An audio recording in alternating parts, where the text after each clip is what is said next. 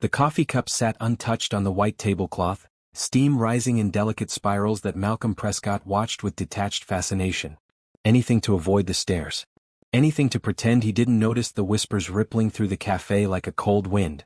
The woman who was supposed to be his date had taken one look at him, at his wheelchair, at the careful way he'd positioned himself at the corner table, and her face had done something complicated.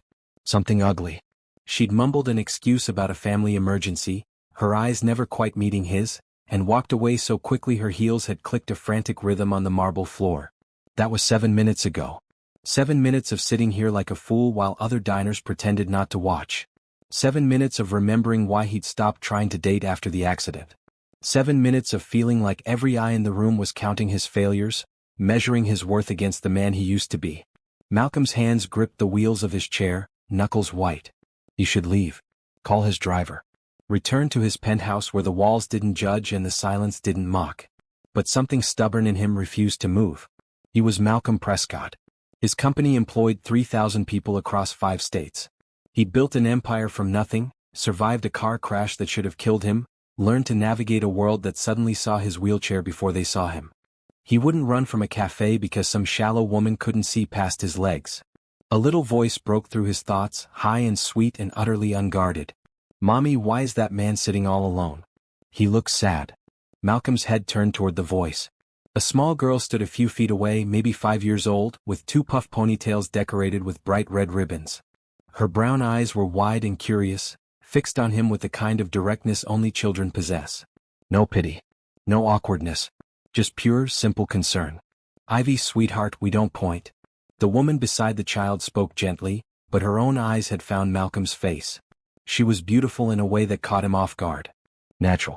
A nurse's scrubs in deep blue, her hair pulled back in a practical bun, her features showing the kind of tiredness that comes from too many long shifts and not enough sleep. But her smile was genuine when she looked at him, and something in Malcolm's chest, something that had been clenched tight since the accident, began to loosen. "I'm sorry," the woman said, guiding her daughter closer. "She's at that age where she says everything she thinks." "I like that age," Malcolm heard himself say. Adults could learn from it. The little girl, Ivy, cocked her head to the side. "Were you waiting for someone? Because if you were and they didn't come, that's not very nice. My teacher says we should always be nice." "Ivy," her mother warned softly, but Malcolm shook his head. "Your teacher is right. And yes, I was waiting for someone. But I think maybe they got lost." "Oh, that's okay then," Ivy announced with the confidence of someone who'd solved a great mystery. "Getting lost isn't mean. It's just confusing. Right, Mommy?" The woman's expression had shifted into something closer to understanding. She looked at the empty chair across from Malcolm, at the 2 menus still on the table, at his carefully neutral expression that probably wasn't neutral at all. "I'm Nora Wilson," she said. "And this is my daughter, Ivy. We just finished her doctor's appointment and came here for a special treat. Hot chocolate for her, coffee for me. Would you like some company? No one should sit alone in a cafe. It makes the coffee taste wrong." Malcolm felt something catch in his throat. Kindness. Pure, uncomplicated kindness from a stranger who had no idea who he was, who saw a man alone and decided to do something about it. "I'm Malcolm. And I think your daughter might be the wisest person I've met in a long time. I'd like that very much." As Nora pulled out the chair across from him and Ivy scrambled onto her own seat, already chattering about the hot chocolate she was going to order, Malcolm felt the weight in his chest shift. The stares from other tables didn't matter anymore. The woman who'd walked away was already fading from his memory. Here in this moment, with a little girl who saw him as just a sad man who needed company and a woman who'd raised her to see people, really see them, Malcolm felt something he hadn't experienced in 3 years. He felt seen. The waiter approached, his earlier sympathy replaced with professional courtesy now that Malcolm had company. Nora ordered hot chocolate with extra marshmallows for Ivy and black coffee for herself. Malcolm asked for the same. "So, Malcolm," Nora said, settling into her chair with the ease of someone comfortable in her own skin, "what do you do when you're not getting lost on the way to cafes?" Before he could answer, Ivy piped up. "Do you work at a castle? You look like you work at a castle." Malcolm laughed, a real laugh that surprised him. "Not quite a castle. I work with computers and businesses. It's not nearly as interesting as castles, I'm afraid." "Everything is interesting if you look at it right," Nora said, and there was something in her voice that suggested she'd learned that lesson the hard way. "Ivy and we find interesting things everywhere. Today we saw a dog wearing a sweater at the hospital. Yesterday we counted 17 different kinds of cars on our walk home. Life's full of small wonders if you pay attention. The hospital? Malcolm asked, his businessman's mind immediately catching the detail. Nora's hand moved to rest on Ivy's head, a protective gesture so instinctive it seemed unconscious. Ivy has a heart condition. Nothing immediately dangerous, but we do regular checkups. Today was one of those days. I'm very brave, Ivy announced. The doctors say so. I don't cry when they do the tests. You are brave, Malcolm agreed. Then to Nora, are you getting the care you need? The right specialists. Something flickered across Nora's face. Pride maybe, or wariness. We're managing. I work as a nurse at County General, so I know the system. We make it work.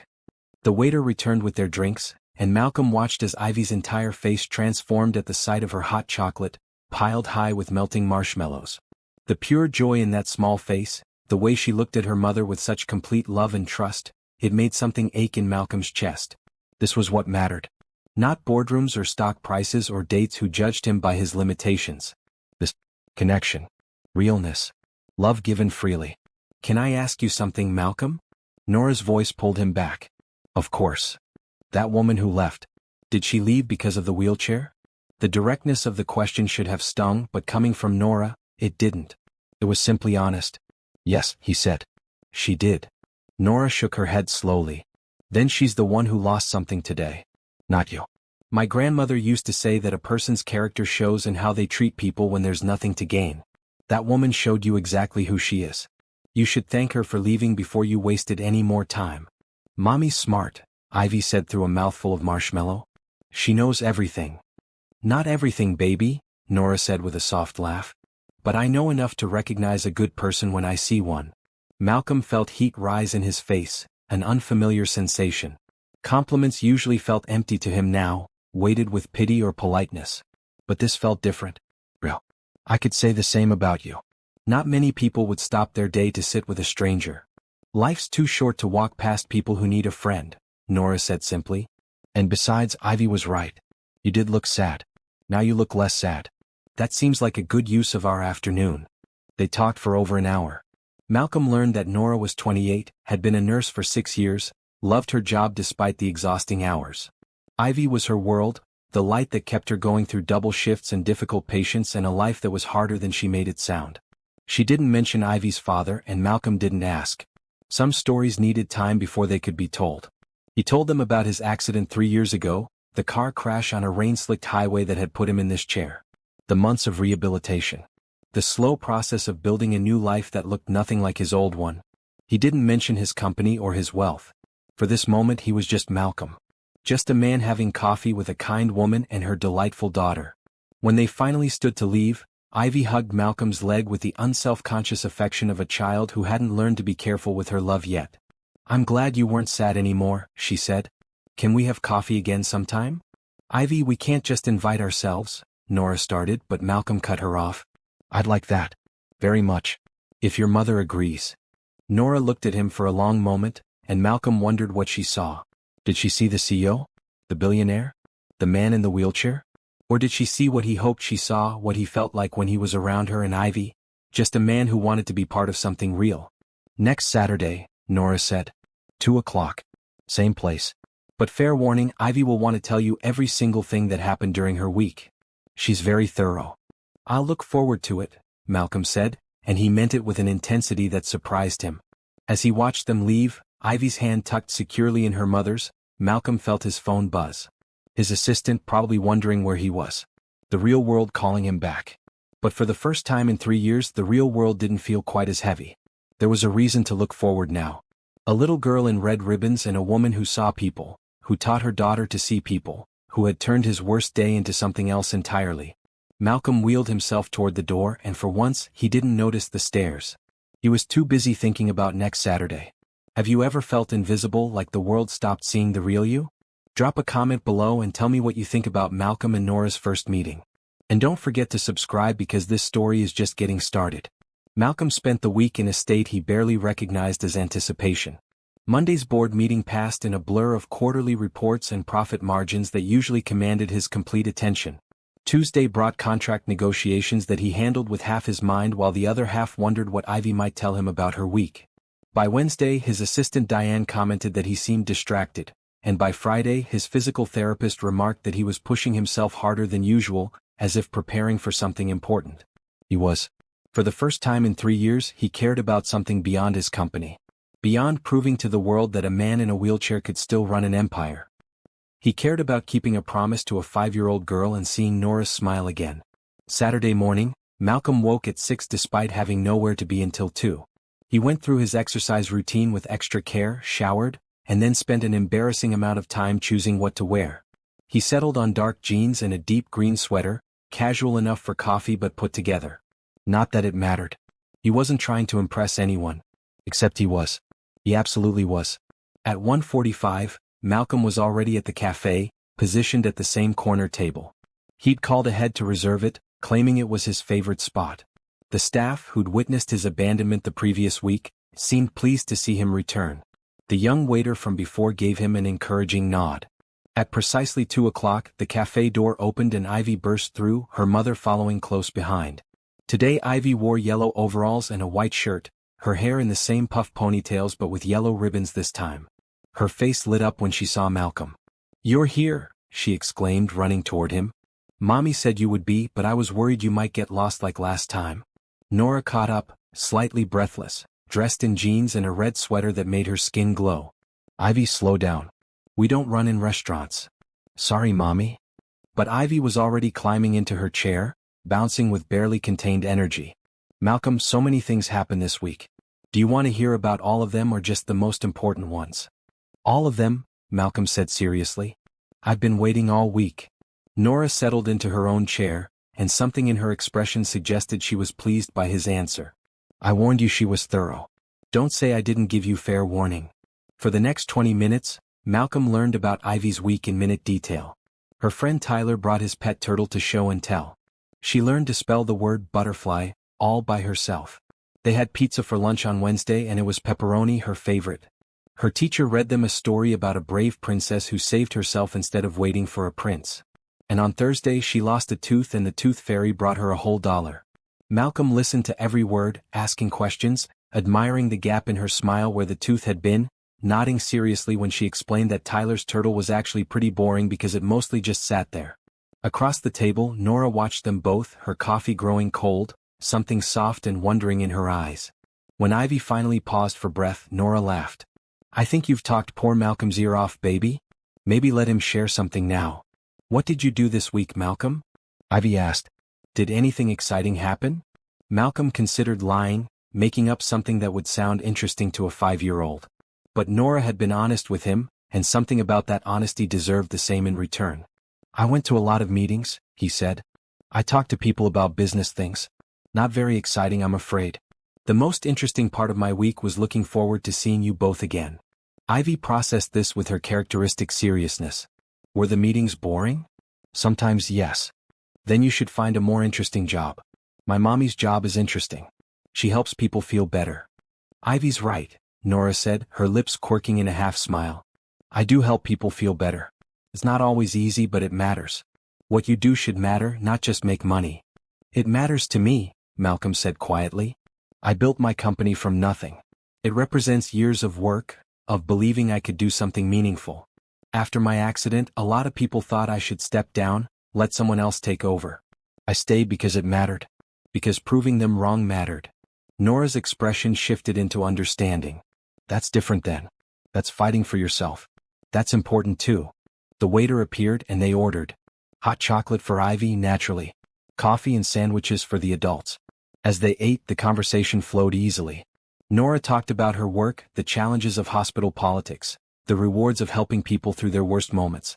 Malcolm found himself relaxing in a way he rarely did, the pressure of being Malcolm Prescott, CEO, sliding away until he was just a man having lunch with people he liked. It was Ivy who brought up her heart condition as casually as she discussed Tyler's turtle. "I have to go to the doctor a lot because my heart doesn't work exactly right. But it's okay. Mommy says we just have to be careful and pay attention." "That must be scary sometimes," Malcolm said gently. Ivy considered this. "Sometimes. When I have to get tests. But Mommy is always there and she holds my hand so it's not so bad." And the doctors give me stickers after. Malcolm's gaze shifted to Nora, and he saw the strain beneath her calm exterior. The worry she carried, the weight of being solely responsible for a sick child. Are you seeing a good specialist? He asked. Nora's shoulders stiffened slightly. We see a cardiologist at County General. Dr. Patterson. He's competent. Competent isn't the same as the best. The best isn't always accessible to people like me, Nora said, and there was an edge to her voice now. I work 3 12-hour shifts a week, pick up overtime when I can. We have insurance, but it doesn't cover everything. Dr. Patterson is good enough and we're managing. Malcolm leaned forward. What if you didn't have to just manage? What if Ivy could see the absolute best pediatric cardiologist in the city? Dr. Rachel Okonkwo at Memorial Children's Hospital. She's world-renowned, trained at Johns Hopkins, published groundbreaking research on pediatric heart conditions. I know her personally. I could make a call, get Ivy an appointment. Nora's jaw tightened. We can't afford Memorial. Their fees are 3 times what county charges. I would cover it. All of it.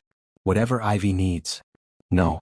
The word came out sharp and Ivy looked up from her hot chocolate, suddenly attentive to the tension at the table.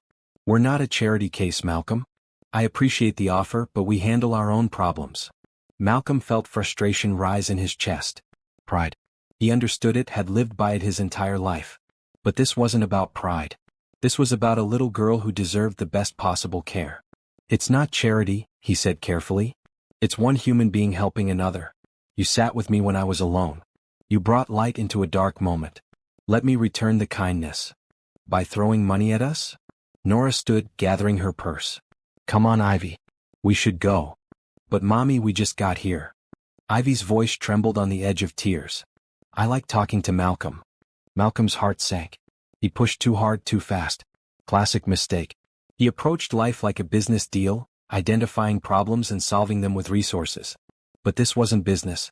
This was a woman who'd fought for everything she had, who didn't want handouts even when they were offered with the best intentions.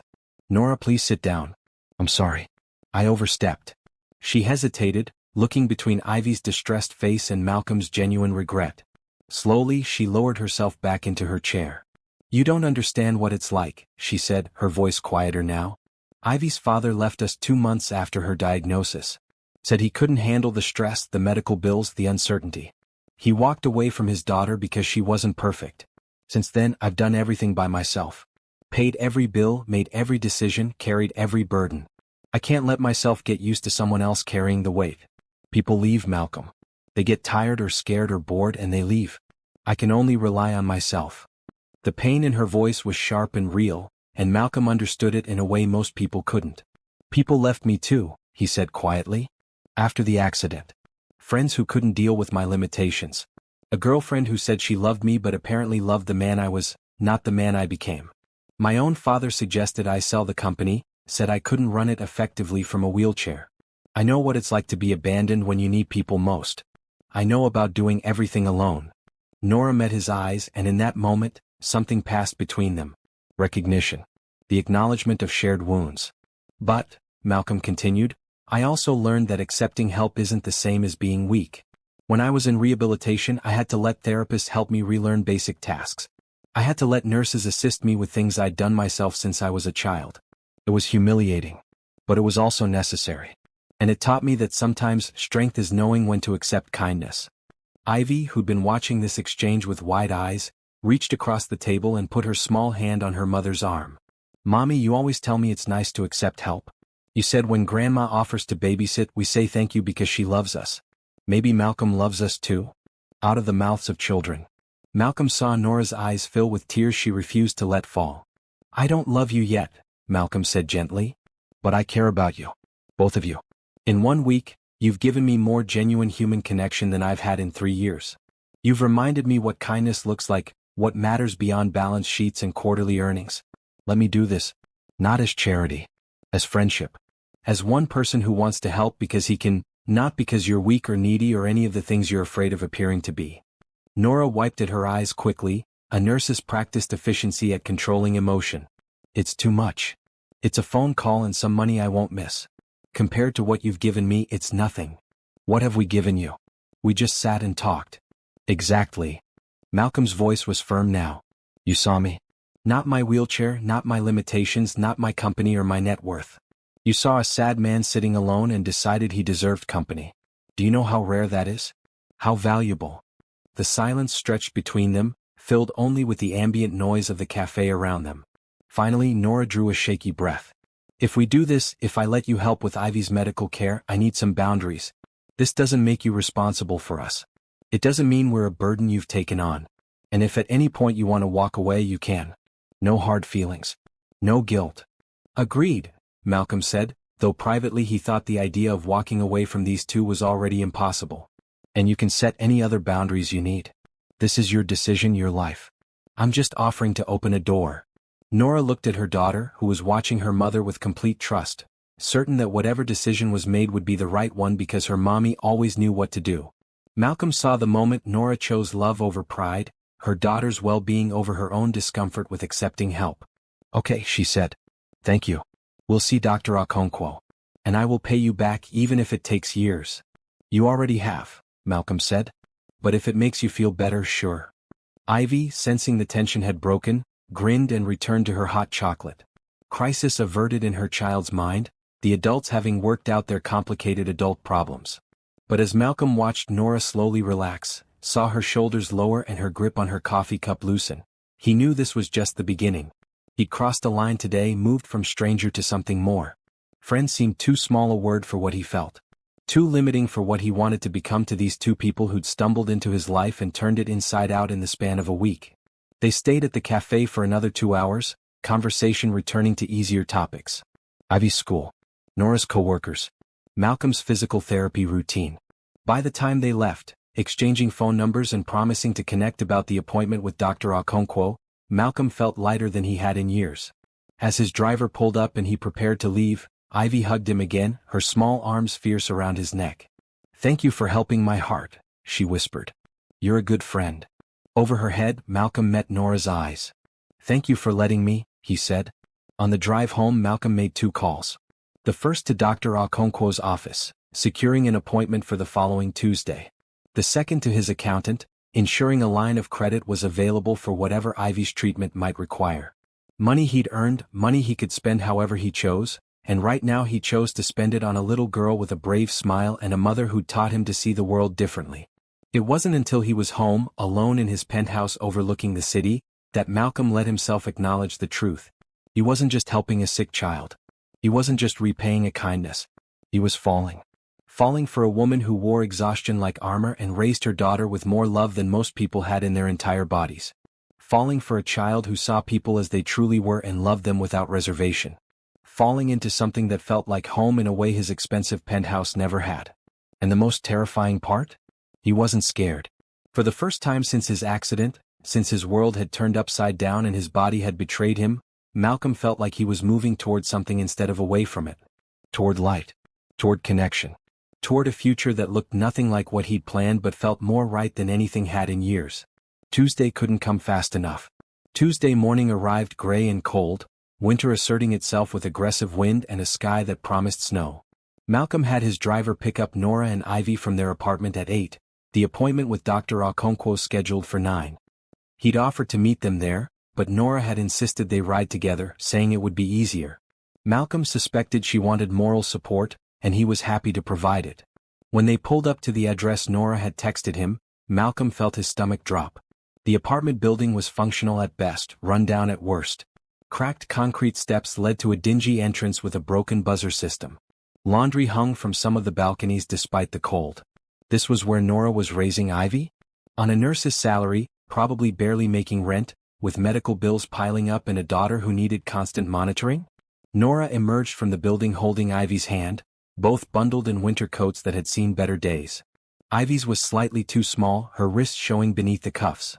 Nora's was practical but thin, not nearly warm enough for this weather. Malcolm's driver, Thomas, jumped out to open the door for them and Ivy's eyes went wide. "Mommy, this is the fanciest car I've ever seen," she breathed. "It's just a car, baby," Nora said, but her own eyes betrayed her discomfort. This was Malcolm's world. Drivers and expensive vehicles and medical specialists who required appointments booked weeks in advance unless you knew someone. She was out of her element and it showed. Once they were settled in the back seat, Malcolm caught Nora's eye. You okay? Nervous, she admitted. I've never been to Memorial. It's where all the rich families take their kids. I've heard stories from other nurses. The building alone cost more than my entire apartment complex. The building doesn't matter. Dr. Okonkwo does. And she's brilliant, Nora. If anyone can help Ivy, it's her. What if she finds something Dr. Patterson missed? What if Ivy needs surgery? What if it's worse than we thought? Malcolm reached across the seat and took Nora's hand, the gesture feeling both natural and revolutionary. Her fingers were cold, trembling slightly. Then we deal with it. Together. One step at a time. But worrying about what-ifs won't help anyone. Nora squeezed his hand briefly before letting go, a silent thank you. Beside her, Ivy was pressing her nose against the window, watching the city pass by with a child's endless fascination. Memorial Children's Hospital was everything the name promised. A modern glass building with murals painted by children on the walls, a lobby that felt more like a cheerful play space than a medical facility. Volunteers in bright blue vests greeted them at the door. The receptionist smiled warmly at Ivy, offering her a sticker and a coloring book while they checked in. Dr. Rachel Okonkwo met them in her office 10 minutes later, a woman in her 40s with kind eyes and the kind of confidence that came from years of saving children's lives. She shook Nora's hand first, then Malcolm's, then crouched down to Ivy's level. Hi, Ivy. I'm Dr. Rachel. I heard you're very brave when you go to the doctor. Is that true? Ivy nodded solemnly. I only cry a little bit. And only if it hurts. That sounds very brave to me. How about we talk to your mom for a few minutes, and then we'll do some tests to see how your heart is doing. Sound good? Okay. But Malcolm has to stay too. He's part of my family now. Dr. Okonkwo's eyebrows rose slightly as she glanced at Malcolm, who felt heat rise in his face. But Nora just smiled and said, He is. He's a very good friend. For the next hour, Dr. Okonkwo was thorough in a way that put Nora visibly at ease. She reviewed Ivy's medical history, asked detailed questions about symptoms and episodes, explained each test before performing it. She was patient with Ivy's questions, honest about what might feel uncomfortable, and generous with her praise when Ivy stayed still during an echocardiogram. Malcolm watched from his position near the door, his wheelchair angled so he could see both Ivy and Nora. He watched Nora's shoulders gradually relax as Dr. Okonkwo demonstrated her expertise. He watched Ivy trust this new doctor because her mother trusted her. And he felt something expand in his chest, something warm and fierce and protective. This was what mattered. Not his boardroom battles or his company's stock price. A little girl getting the care she needed. A mother finally able to breathe because someone was sharing the burden. The simple, profound act of making someone's life a little bit easier. After the tests, Dr. Okonkwo invited them all into her office. Ivy was given another sticker and permission to color at the small table in the corner while the adults talked. Malcolm positioned his wheelchair next to Nora's chair, close enough that he could offer support if needed. Okay, Dr. Okonkwo began, pulling up images on her computer screen. Let's talk about what we found. Ivy has a ventricular septal defect, a hole in the wall between the lower chambers of her heart. Dr. Patterson's diagnosis was correct. However, the hole is slightly larger than his notes indicated, which means it's causing more strain on her heart than previously thought. Nora's hand flew to her mouth. How much larger? Enough that I'd recommend surgery sooner rather than later. If we wait, there's a risk of complications. Pulmonary hypertension, enlargement of the heart chambers, increased susceptibility to infections. All things we want to avoid. Surgery, Nora repeated, her voice hollow. When? I'd like to schedule it within the next month. The procedure is relatively straightforward. We'll go in through a small incision, patch the hole, and Ivy's heart should function normally. Recovery takes a few weeks, but most children bounce back quickly. She'll need to take it easy for a while, no strenuous activity, but she should be able to return to normal life relatively soon. And if we don't do the surgery? Dr. Okonkwo's expression grew serious. The hole won't close on its own at this size. Over time, the strain on her heart will increase. She'll get tired more easily, become more susceptible to respiratory infections, potentially develop arrhythmias. Her quality of life will decline. The surgery has risks certainly, but not having it carries greater risks in the long term. Nora looked at Malcolm, her eyes wide with fear. He wanted to take her hand again, pull her close, promise her everything would be okay. But he couldn't promise that. He could only be present, steady, an anchor in the storm of her terror. What are the risks of the surgery? Malcolm asked, his business mind kicking in, needing data, needing to understand the full picture. There's always risk with any surgery, especially cardiac procedures. But in Ivy's case, she's young, otherwise healthy, and the defect is accessible. I'd put the success rate at about 95%. I've performed this procedure hundreds of times. I'm confident we can help her. The cost. Nora whispered. Let's not worry about that right now, Dr. Okonkwo said gently. Memorial has financial assistance programs, and I understand Malcolm is helping facilitate care. The important thing is making sure Ivy gets what she needs. Malcolm nodded. Whatever it costs, we'll handle it. Nora looked like she wanted to argue but didn't have the energy. She was too focused on the word surgery, on the fear of her daughter under anesthesia, on an operating table, on the knife edge of risk that separated this life from the unthinkable alternative. I need to think about it, Nora said. Talk to my family, process this, figure out the logistics. Of course, Dr. Okonkwo said. Take a few days. But don't take too long. Timing matters here. She pulled out a folder of information, handing it to Nora. This has everything you need to know about the procedure, the recovery, what to expect. And here's my direct number. Call me anytime if you have questions or concerns. Day or night. They left the hospital in a daze. Ivy chattered about the stickers she'd received, unaware of the weight pressing down on her mother's shoulders. Thomas drove them back to Nora's apartment, and Malcolm found himself reluctant to let them go. He wanted to follow them inside, make sure they were okay, sit with Nora while she processed the news. But that would be crossing a line, wouldn't it? They were friends, not family. Not yet. Nora, he said as Thomas opened the door for them. Can I take you both to dinner? Nothing fancy, wherever you'd like. I just think maybe you shouldn't be alone right now. Nora looked at him for a long moment. There's a diner 2 blocks from here. They have good burgers and a kid's menu. If you're serious about not fancy, that's where we'd go. Perfect. I'll pick you up at 6. Malcolm, you don't have to keep doing this. You got us the appointment, you heard the diagnosis. You've done more than enough. I'm not doing this because I have to, Malcolm said quietly. I'm doing it because I want to. Because I care. Because sitting at home in my penthouse alone sounds terrible compared to burgers with you and Ivy. Let me be here, Nora. Please. Something in her face crumbled just a little. The wall she kept around herself, the protective barrier that said she could handle everything alone, it cracked. Okay, she said. 6 o'clock. But I'm buying my own burger. We'll see about that, Malcolm said with a slight smile. That evening, Malcolm found himself in a vinyl booth at Bernie's Diner, a place that hadn't been renovated since the 1970s and didn't seem to care. The menu was laminated and sticky. The coffee came in thick ceramic mugs. And Malcolm couldn't remember the last time he'd felt so comfortable. Ivy ordered chicken fingers and fries, then proceeded to build an elaborate structure out of her fries while Nora and Malcolm talked. Real talk, the kind that mattered.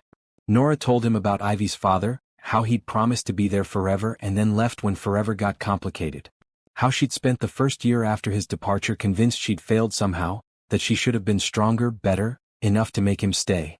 But then I realized, she said, pushing her burger around her plate, that his leaving wasn't about me being insufficient. It was about him being a coward. Ivy deserved a father who loved her unconditionally, and he wasn't capable of that.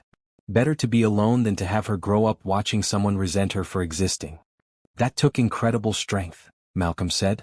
Or desperation. Some days I'm not sure which. Malcolm told her about his accident, details he'd never shared with anyone.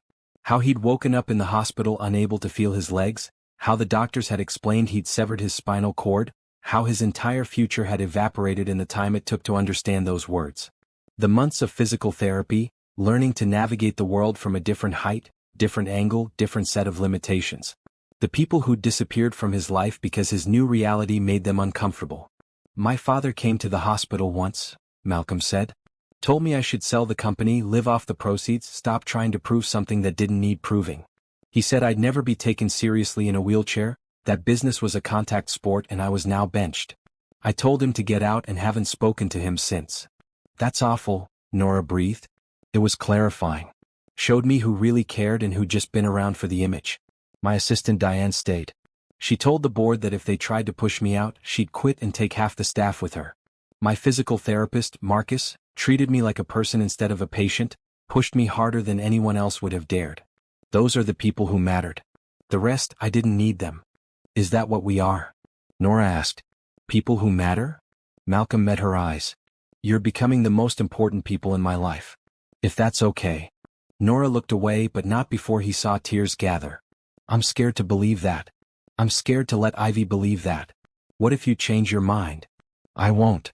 You can't promise that. You're right, I can't.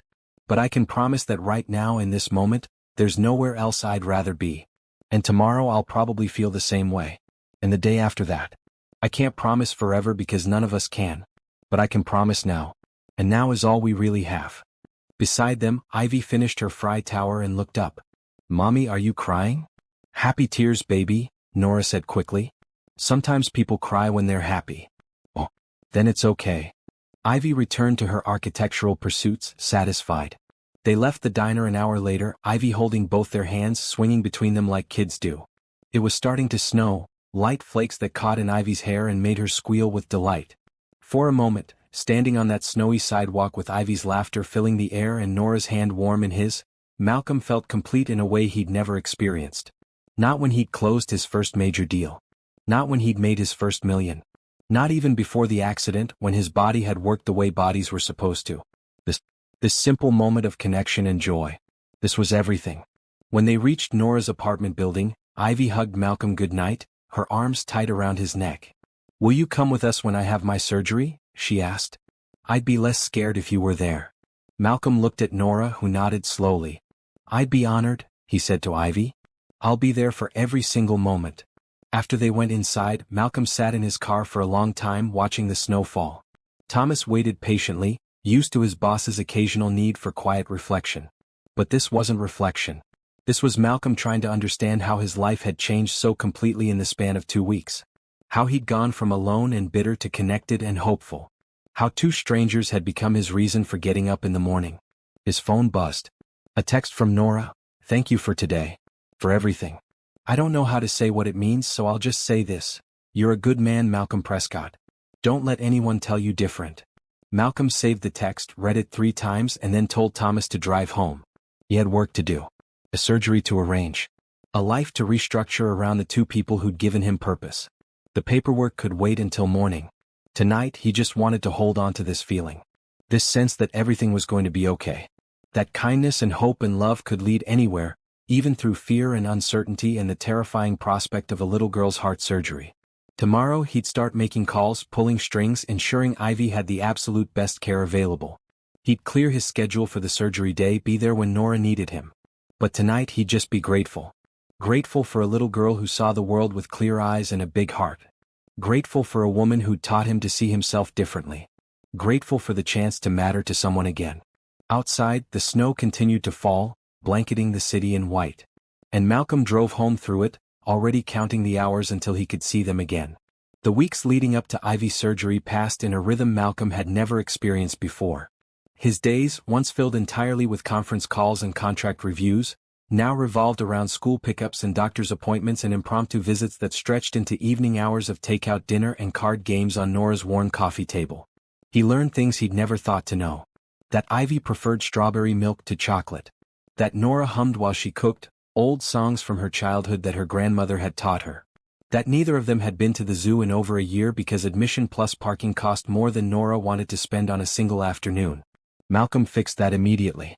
On a Saturday morning he showed up at their apartment with tickets to the zoo, the aquarium, and a children's museum, all prepaid, non-refundable. Nora had tried to argue, but Ivy's face had lit up like Christmas morning, and Nora couldn't disappoint her daughter. At the zoo, Malcolm discovered that navigating gravel paths in a wheelchair was challenging, but not impossible, especially when Ivy insisted on riding on his lap for the rough patches, her delighted laughter making every jarring bump worthwhile.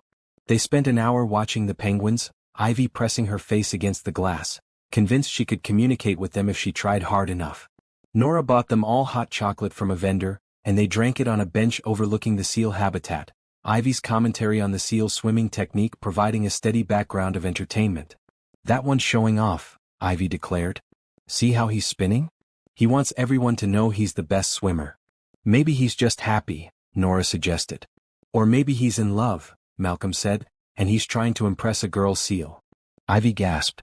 Do seals fall in love? Everything falls in love, Malcolm said, and over Ivy's head, he saw Nora watching him with an expression he couldn't quite read. Soft. Wondering. Maybe a little scared. Later, after they'd returned Ivy to the apartment for a nap she insisted she didn't need but fell into immediately, Nora and Malcolm sat in her tiny kitchen, drinking coffee that was slightly burnt because her coffee maker was on its last legs. "You need to stop," Nora said, but there was no force behind it. "Stop what?" "This. All of it. The zoo, the medical bills you won't let me see, the way you show up here every other day like you don't have an entire company to run. You're going to burn out and then what? You'll resent us for taking up so much of your time." Malcolm set down his mug carefully. "Is that what you're afraid of? That I'll resent you? I'm afraid that this is temporary. That you're playing house with us because it's novel and interesting and different from your real life. But eventually you'll remember your real life and you'll go back to it and Ivy will be devastated. I can handle being left. I've done it before. But Ivy," Nora's voice cracked. "She talks about you constantly. You're her favorite person to draw pictures for. She asks every morning if today is a Malcolm day. If you leave it will break her." "I'm not going to leave." "You can't know that."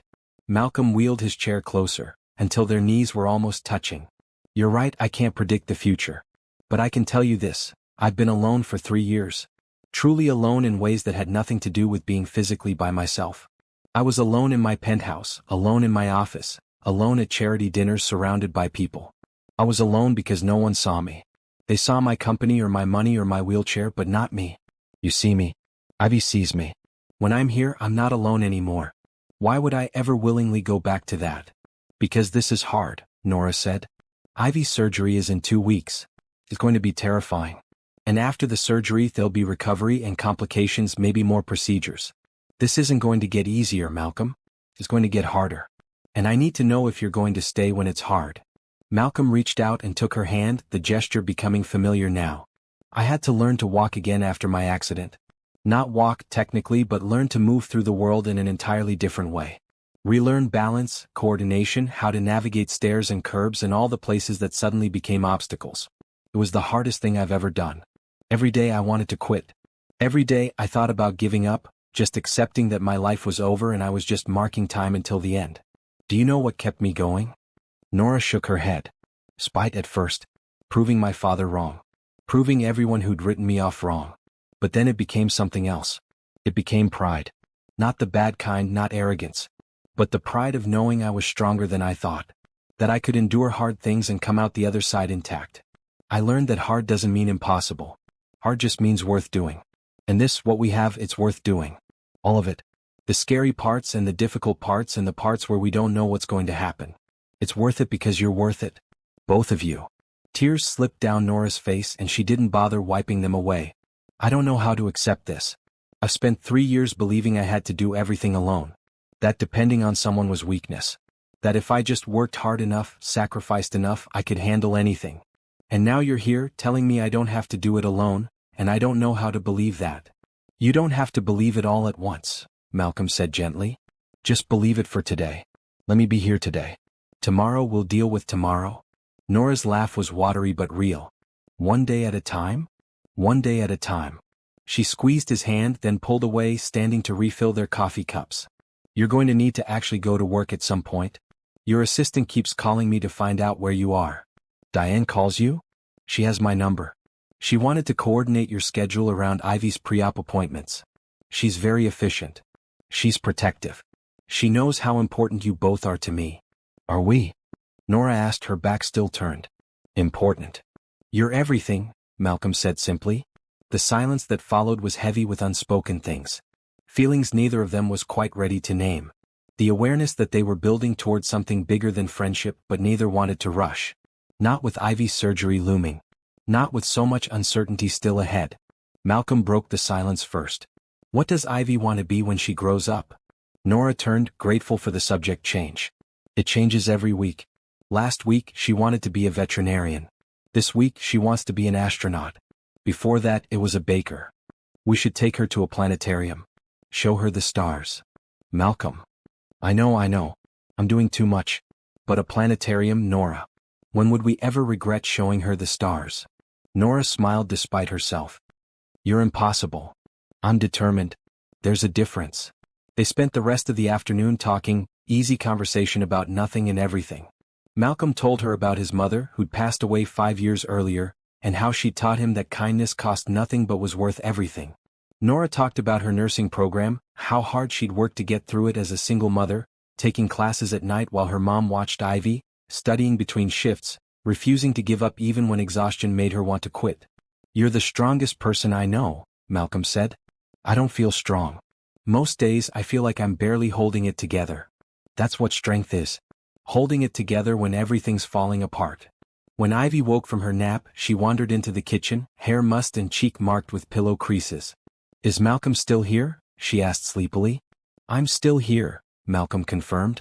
Ivy climbed into his lap without asking permission, curling against his chest. "Good. I like when you're here.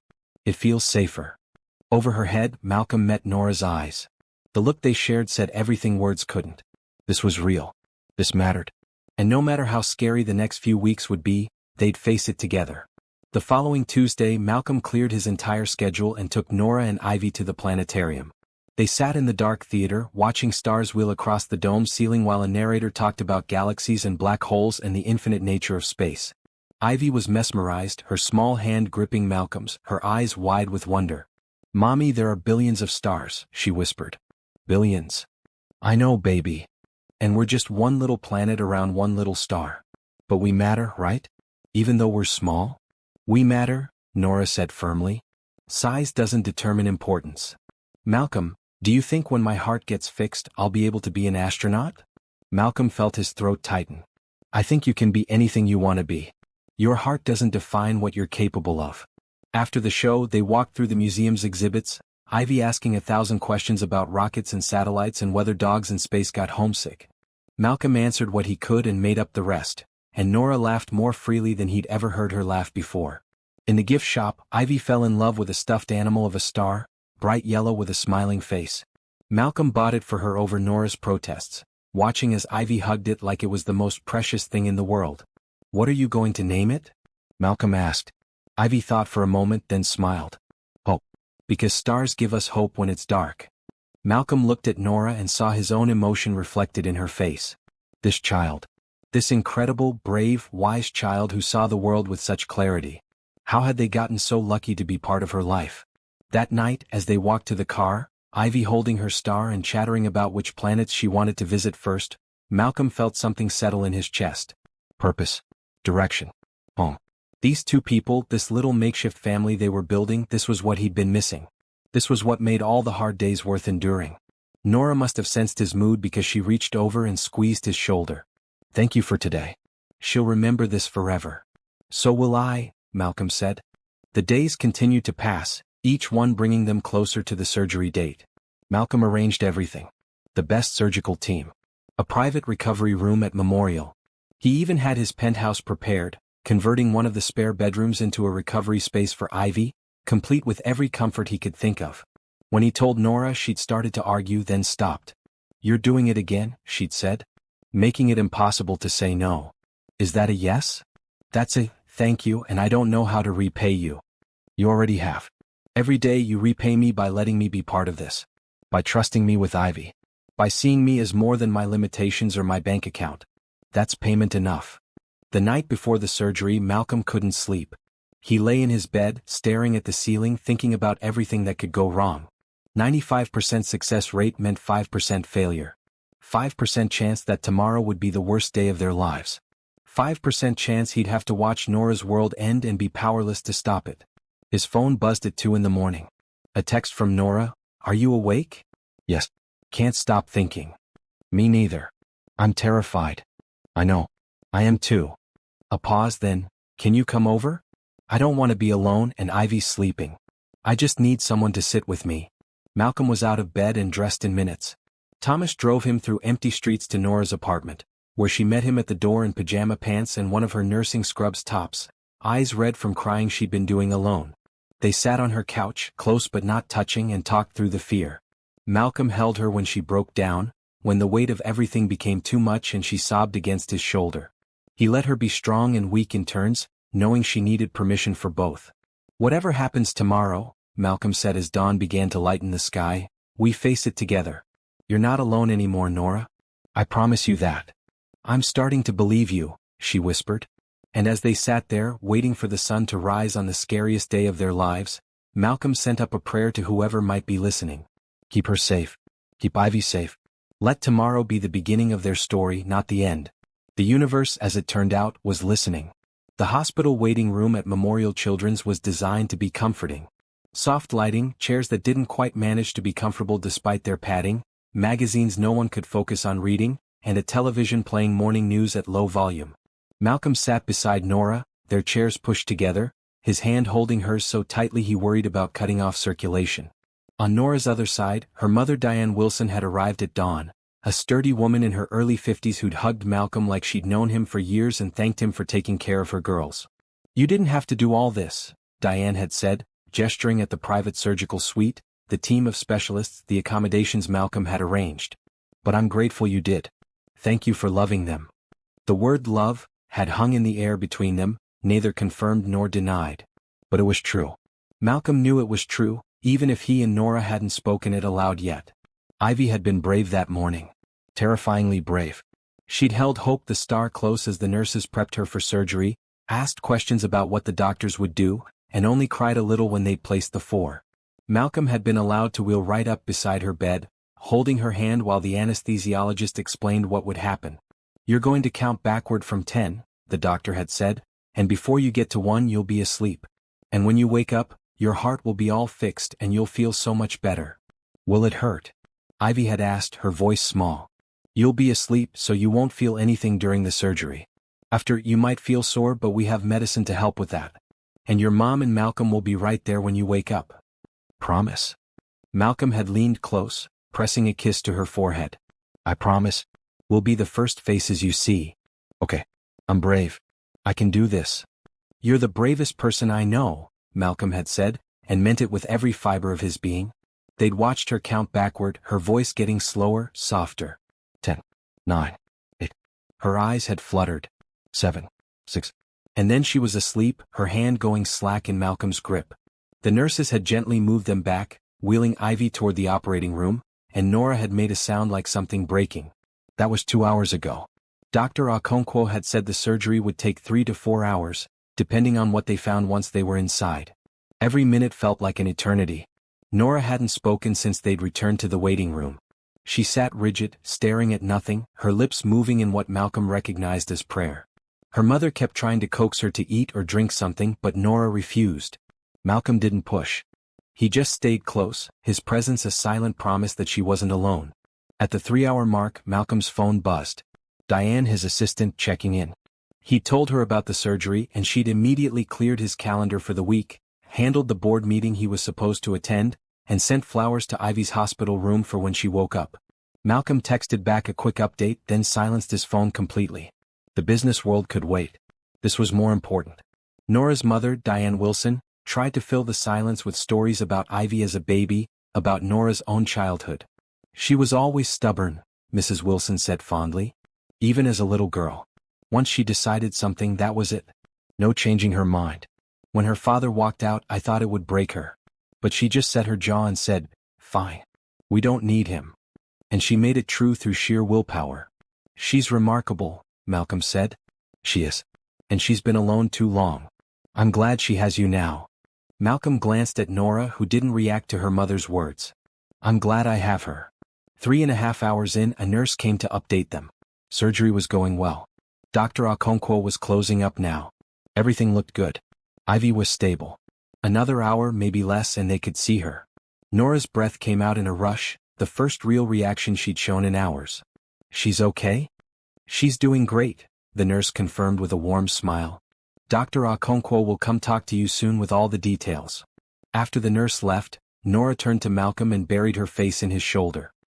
He wrapped his arms around her, feeling her shake with relief and residual fear and exhaustion. "She's okay," Nora whispered. "She's okay. She's okay," Malcolm echoed. 40 minutes later, Dr. Okonkwo appeared in her surgical scrubs, pulling off her cap to reveal hair damp with sweat. But she was smiling, and that smile was everything. "The surgery was a complete success," she said, sitting down across from them. "The defect was exactly where the imaging showed it. We patched it with synthetic material that will integrate with her heart tissue over time. Her heart is already pumping more efficiently. She came through beautifully. She's in recovery now, still sleeping off the anesthesia, but she should wake up in the next hour or so. Nora's hands covered her mouth, tears streaming down her face. She's really okay? She's really okay. The next few days will be about managing pain and monitoring for complications, but I'm very optimistic. She's young, strong, and she came through without any issues. I expect a full recovery. When can we see her? Give the recovery staff about 20 minutes to get her settled, and then you can sit with her. She'll probably be groggy and confused when she first wakes up, but that's normal. Just be there, talk to her, let her know she's safe. That's what she'll need most. After Dr. Okonkwo left, Nora collapsed back in her chair, all the tension draining out of her at once. Her mother hugged her tight, both of them crying. Malcolm gave them space, wheeling back slightly, his own eyes burning with unshed tears. Ivy was okay. The surgery was successful. The 5% failure had been avoided. The universe had been kind. 20 minutes later, a nurse led them to the recovery area. Ivy lay in a bed that looked too big for her small body, covered in blankets, surrounded by monitors that beeped steadily. Her face was pale, an oxygen tube under her nose, but she was breathing on her own. Malcolm positioned his wheelchair on one side of the bed while Nora took the other side, her mother standing at the foot. "Hi, baby," Nora said softly, stroking Ivy's hair. "Mommy's here. You did so good. You were so brave." Ivy's eyes fluttered but didn't open. Her hand twitched, and Malcolm gently took it in his, careful of the 4-line. "Malcolm's here too," Nora continued. "Just like we promised. We're both here and we're so proud of you." It took another 10 minutes before Ivy's eyes finally opened, unfocused and confused. "Mommy? I'm here, sweetheart. It's over? The surgery's over? It's all over. Dr. Okonkwo fixed your heart. You're going to be just fine." Ivy's gaze wandered until it found Malcolm. A small smile touched her lips. "You stayed. I told you I would. My chest hurts." "I know, baby," Nora said. "The doctors are giving you medicine for that. It'll get better soon." "Hope," Ivy said suddenly. "Where's Hope?" Mrs. Wilson quickly retrieved the stuffed star from the chair where she'd been keeping it safe. She tucked it under Ivy's arm and the little girl relaxed, holding her star close. "Stars give us hope when it's dark," Ivy mumbled, her eyes already closing again. "You told me that, Malcolm." "You told me that," Malcolm corrected gently. "You're the wise one." But Ivy was already asleep again, exhausted from the trauma her small body had endured. They sat with her for the next hour, watching her sleep, monitoring every breath, every beep of the machines. Malcolm felt something in his chest that he couldn't quite name. Profound relief mixed with fierce protectiveness. This child had become his. Not legally, not officially, but in every way that mattered. Her pain was his pain. Her recovery would be his focus. Her future happiness was now tied to his own. Nora seemed to sense his thoughts because she reached across the bed and took his hand. "Thank you," she said quietly.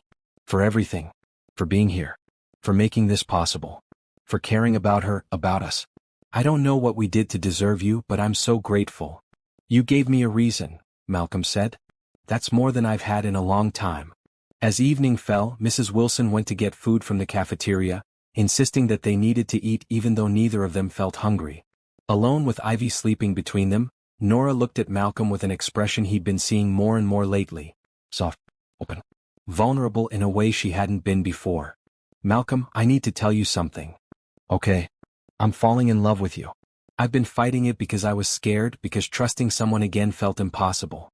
But today, sitting here watching you love my daughter like she's yours, I can't fight it anymore. I love you. And that terrifies me, but it's true."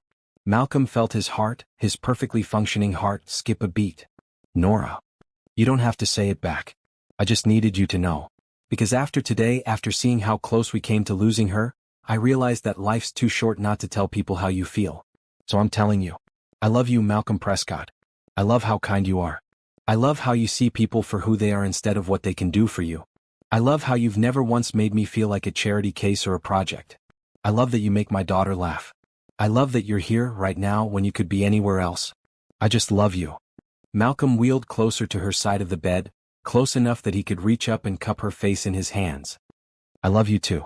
I've loved you since the first day in that cafe when you chose kindness over convenience. I love your strength and your stubbornness and the way you hum when you cook. I love how you've taught Ivy to see the world with compassion and curiosity. I love that you let me into your life even though I know how hard that was. I love everything about you, Nora Wilson. Everything. They kissed then, over Ivy's sleeping form, a gentle kiss that tasted of tears and relief and the beginning of something neither of them had expected to find. When they pulled apart, both were smiling through their tears. So what now? Nora asked. Now we take care of Ivy. We get her through recovery.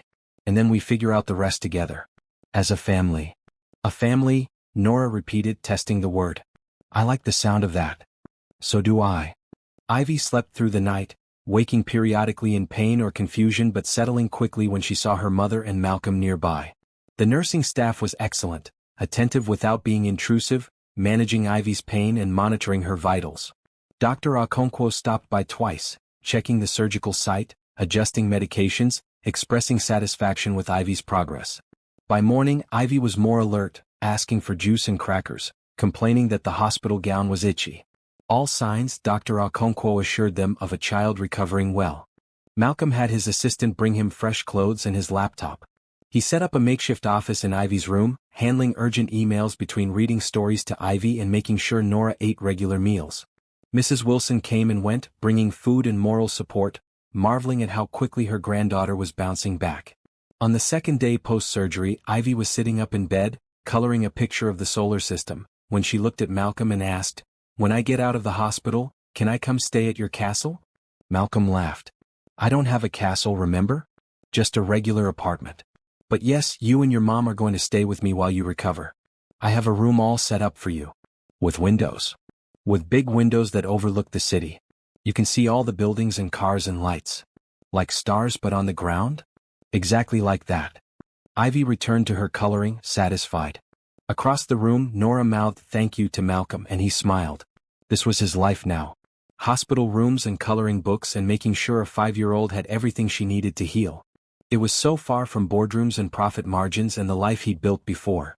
But it was better. So much better. On day 3, Dr. Okonkwo cleared Ivy for discharge. She's doing remarkably well.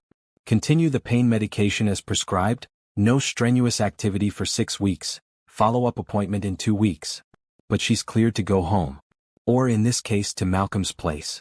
They left the hospital in the afternoon, Ivy in a wheelchair even though she insisted she could walk, holding Hope the Star and wearing a brand new purple sweater Malcolm had Diane buy for her. Thomas brought the car around and Malcolm supervised getting Ivy settled safely in the back seat, making sure every belt was secure, every comfort was accounted for. Mrs. Wilson hugged her daughter tight before they left. "Call me if you need anything. Anything at all. And Malcolm, you take good care of my girls." "I will," Malcolm promised. "I absolutely will." As Thomas drove them across the city to Malcolm's penthouse, Ivy chattered about what she wanted to see first, whether Malcolm had any pets, he didn't but was considering getting a cat if Ivy wanted one, and what they should have for dinner. Nora held Malcolm's hand in the back seat, their fingers interlaced and exchanged quiet smiles. They'd made it through the hardest part. Ivy was okay. They were together. And whatever came next, they'd face it as a family. The family Malcolm had never expected to have but now couldn't imagine living without. Love, it turned out, wasn't about grand gestures or perfect moments. It was about showing up. Being present. Choosing each other every day, especially on the hard days. And as Malcolm looked at the two people who'd changed his entire world, he knew with absolute certainty that he'd choose them every single day for the rest of his life.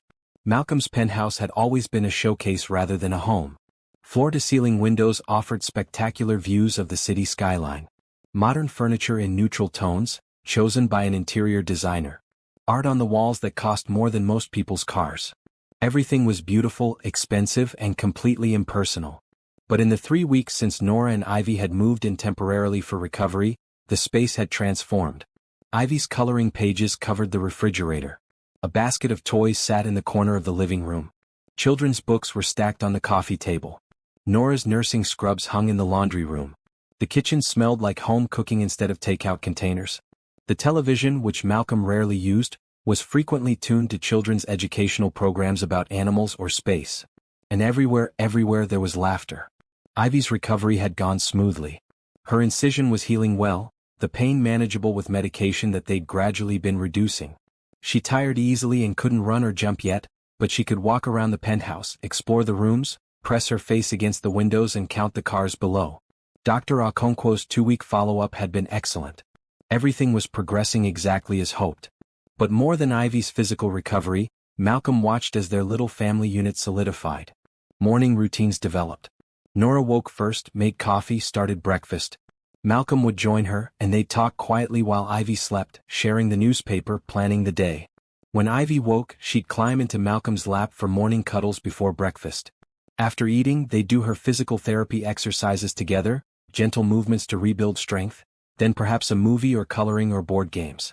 Nora had returned to work part-time, and on those days Malcolm worked from home, his laptop set up at the dining table while Ivy played nearby. Thomas had become Uncle Thomas, driving Ivy to her appointments and always keeping peppermints in his pocket for her. Diane, Malcolm's assistant, regularly video called to check on Ivy's progress and always made her laugh by making funny faces on camera. Even Malcolm's cleaning service had been charmed by Ivy, the team lead bringing her a small plant for her room, telling her it would grow as she grew stronger. It was during Ivy's 3rd week of recovery that Malcolm realized he didn't want this to be temporary. He was reading to Ivy before her afternoon nap, a story about a brave rabbit who went on adventures. Nora was at work, and the penthouse was quiet except for Malcolm's voice and Ivy's occasional questions about the story. When he finished the book, Ivy snuggled deeper into her pillows and said, "Malcolm, I like living here. Can we stay forever?" Malcolm's heart clenched. "Would you want to?" "Yes. It's nice here. And you're here. And Mommy's happier. She smiles more now. I think it's because of you. Your mom makes me happy too. Then we should all stay together. That makes sense, right?" "It makes perfect sense to me, sweetheart." That evening, after Ivy was asleep and Nora had returned from her shift at the hospital, Malcolm broached the subject carefully. They were sitting on the couch, Nora's feet in his lap, both tired but content. "Ivy asked me today if you could stay here permanently," Malcolm said. "What would you think about that?" Nora's expression became guarded, the walls going up that she'd been slowly lowering over the past weeks. "Malcolm, we've been over this. We can't keep accepting so much from you." "Why not?" "Because it's not fair. Because eventually you'll want your space back, your life back, and we'll be in the way." "You're not in the way. You're the point. This whole place only makes sense now because you're in it. Before, it was just expensive emptiness. Now it's home. This is your home. A very expensive home that we couldn't afford in 100 years. Eventually, reality will come back. I'll need to find a new apartment, something in my price range, get Ivy enrolled in school near there. We can't just play house forever." Malcolm wheeled his chair to face her directly. "What if it's not playing? What if this is real? What if I want you and Ivy here permanently, not as guests but as family?" "Malcolm, hear me out.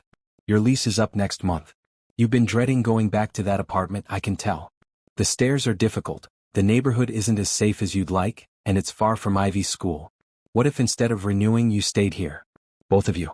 I have the space. I want you here. And more importantly, I want to be part of your lives in a real, permanent way." Nora shook her head. "It's too much. You're asking us to depend on you completely, and that's terrifying. What if something changes? What if you change your mind?" "I won't." "You can't promise that." "Watch me." "Nora Wilson, I am promising you right now that I will not change my mind. I love you. I love Ivy. This isn't some temporary thing for me. This is the life I want. The only life I want." Tears welled in Nora's eyes.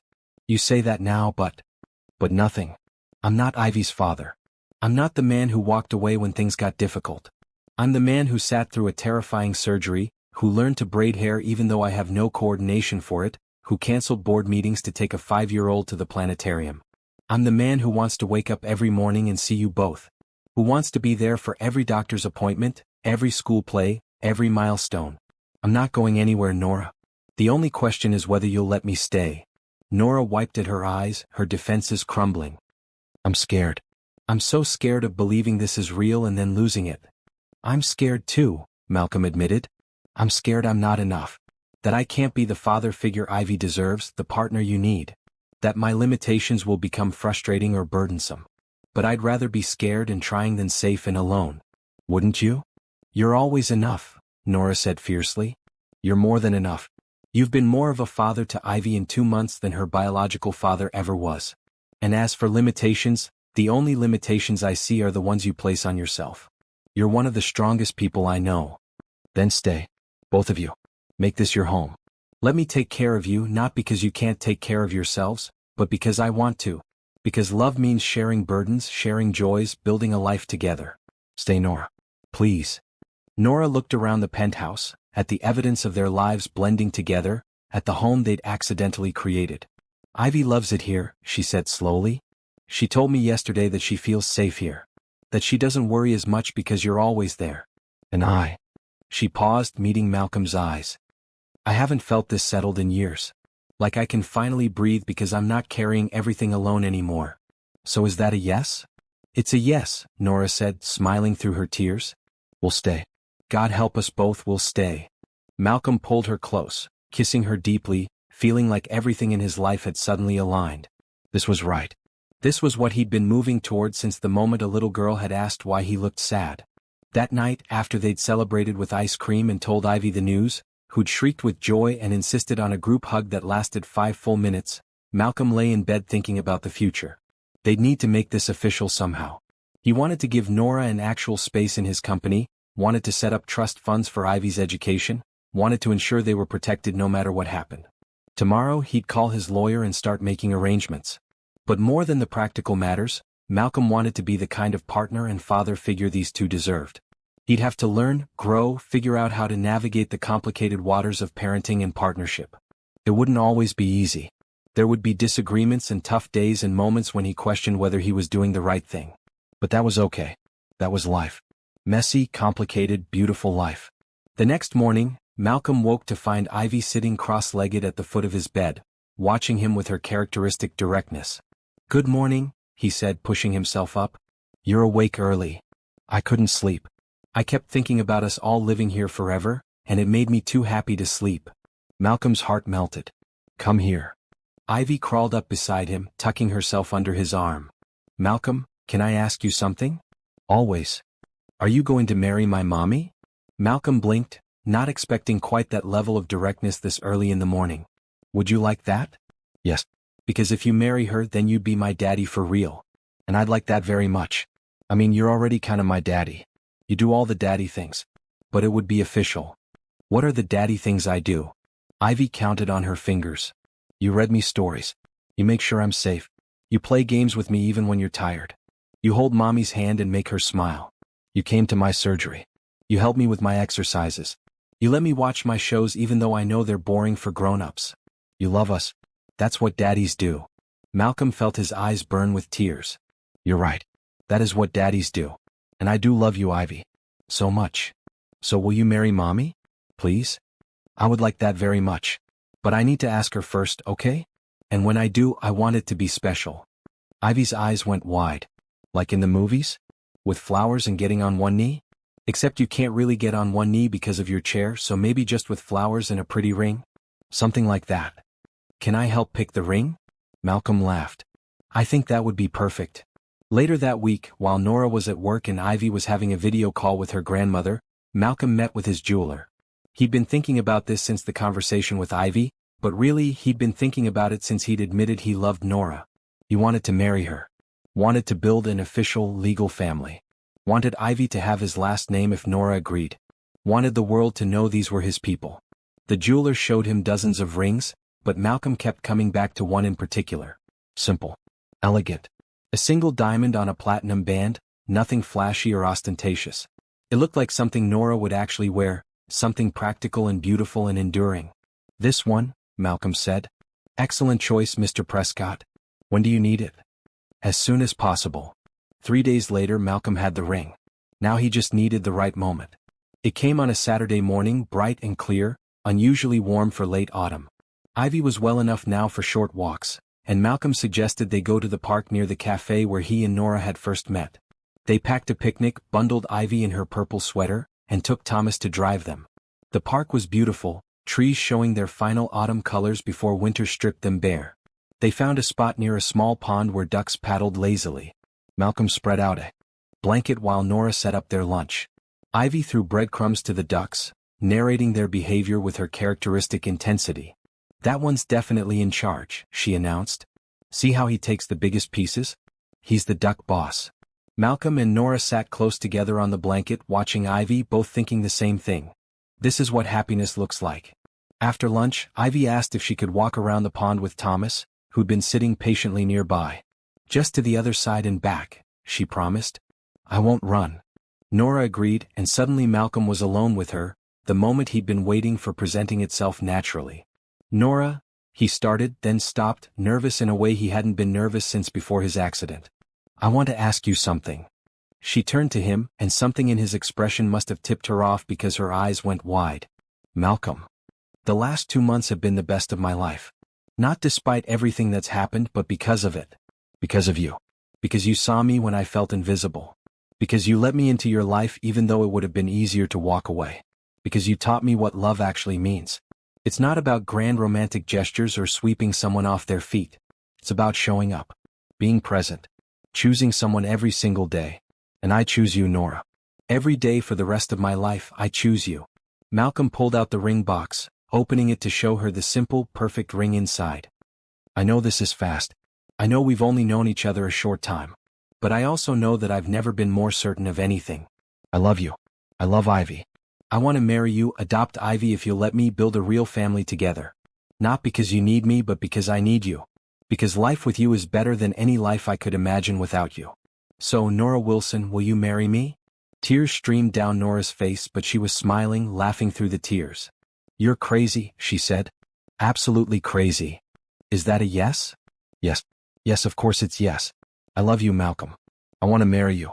I want Ivy to have you as her father, legally and officially. I want all of it. Every single bit of it. Malcolm slipped the ring onto her finger and it fit perfectly. Nora threw her arms around him, kissing him like the world was ending and beginning all at once. When they pulled apart, both laughing and crying, they saw Ivy running back toward them, Thomas following at a more sedate pace. Did you ask her? Ivy yelled. Did she say yes? She said yes, Malcolm confirmed. Ivy launched herself at both of them, and they all ended up in a tangle on the blanket, hugging and laughing. Thomas, ever professional, took a photo with Nora's phone, capturing the moment forever. 3 people who'd found each other against all odds, choosing to build a life together, proving that love and kindness and hope could lead to the most unexpected, beautiful places. Later, as they drove home, Ivy sandwiched between Malcolm and Nora in the back seat, she looked up at Malcolm and said, Now you're going to be my daddy for real. I already am, Malcolm said. But now everyone will know it. And truly he was. Not because of genetics or legal documents, though those would come. But because he'd chosen her.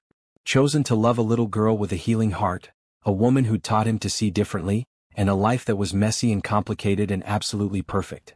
At a red light, Malcolm caught Thomas's eye in the rearview mirror. His driver, who'd been with him through the accident and recovery and lonely years, was smiling. Congratulations, Mr. Prescott, Thomas said. You found your family. I did, Malcolm agreed. I really did. Malcolm had been so focused on his personal life that he'd missed the warning signs in his professional one. It started with a late-night phone call from Diane, his assistant, her voice tight with concern. Malcolm, we have a problem. Bradford Technologies filed paperwork for a hostile takeover bid. They're going after controlling shares, using your recent absences and focus on personal matters as evidence that you're not fit to lead the company anymore. Malcolm sat up in bed, careful not to wake Nora sleeping beside him. Bradford? Robert Bradford specifically? Yes. He's convinced several board members that the company needs new leadership. Someone who's, quote, fully committed to the company's future. They're painting you as distracted, using your wheelchair and your new family as proof that you can't handle the demands of the position. Rage, pure and hot, flooded through Malcolm. Robert Bradford was a competitor he'd clashed with before, a ruthless businessman who saw any perceived weakness as an opening. And apparently Malcolm's happiness, his new family, his relationship with Nora and Ivy, those were all weaknesses to be exploited. Schedule an emergency board meeting, Malcolm said, his voice cold. Tomorrow morning, 9 a.m. I don't care what anyone has planned. This ends now. The next morning, Malcolm woke earlier than usual, his mind already spinning through strategies and counterarguments. Nora noticed immediately. You're tense, she said, tracing patterns on his shoulder. What's wrong? He told her everything. The takeover attempt. The board members questioning his leadership. The way Bradford was using his disability and his relationship with them as ammunition. Nora's expression hardened in a way Malcolm had rarely seen. They're using us against you? Using Ivy and me as reasons you can't do your job? They're using everything they can. It's business. It's ugly, but it's how these things work. It's not just business when they're attacking you personally. When they're implying that caring about your family makes you weak. Nora sat up, fully awake now. What are you going to do? Fight. I built this company from nothing. I'm not letting Bradford or anyone else take it just because I finally found something more important than profit margins. More important than the company? Nora's voice was soft. You and Ivy are more important than anything. But that doesn't mean I can't have both. I can run a successful company and be a good partner and father. They're not mutually exclusive. Then prove it to them. Show them exactly who you are and what you're capable of. Malcolm dressed with extra care that morning, putting on his most expensive suit, the one that he'd worn to close his biggest deal. Armor for the battle ahead. Thomas drove him to his office building, a gleaming tower downtown that bore his company's name. Diane met him at the entrance with a briefcase full of documents and a determined expression. I've prepared everything you'll need, she said as they rode the elevator to the top floor. Financial reports, growth projections, every single success the company's had under your leadership. I also compiled a list of every board member's concerns and prepared counterarguments. You're going to walk in there and remind them exactly why you're the CEO. The boardroom was already full when Malcolm arrived. 12 board members sat around the massive conference table, Robert Bradford at the far end, looking smug and confident. He was everything Malcolm despised in business. Ruthless without ethics, successful without compassion, wealthy without generosity. Malcolm, Bradford said, his tone dripping false concern. Thank you for joining us. I know you've been preoccupied lately. Malcolm wheeled himself to the head of the table, the position of power he'd occupied for 5 years. Let's cut through the pleasantries, Robert. You're attempting a hostile takeover of my company, using my personal life as justification. So let's address that directly. What exactly is your concern? That I've been spending time with my family? That I've found purpose beyond this boardroom? Or is it simply that you see an opportunity to steal what I've built and you're taking it? Several board members shifted uncomfortably. Good. They should be uncomfortable. Bradford leaned back in his chair. Your recent decisions suggest divided priorities. You've missed meetings, delegated crucial negotiations, taken days off for personal matters. The company requires leadership that's fully committed.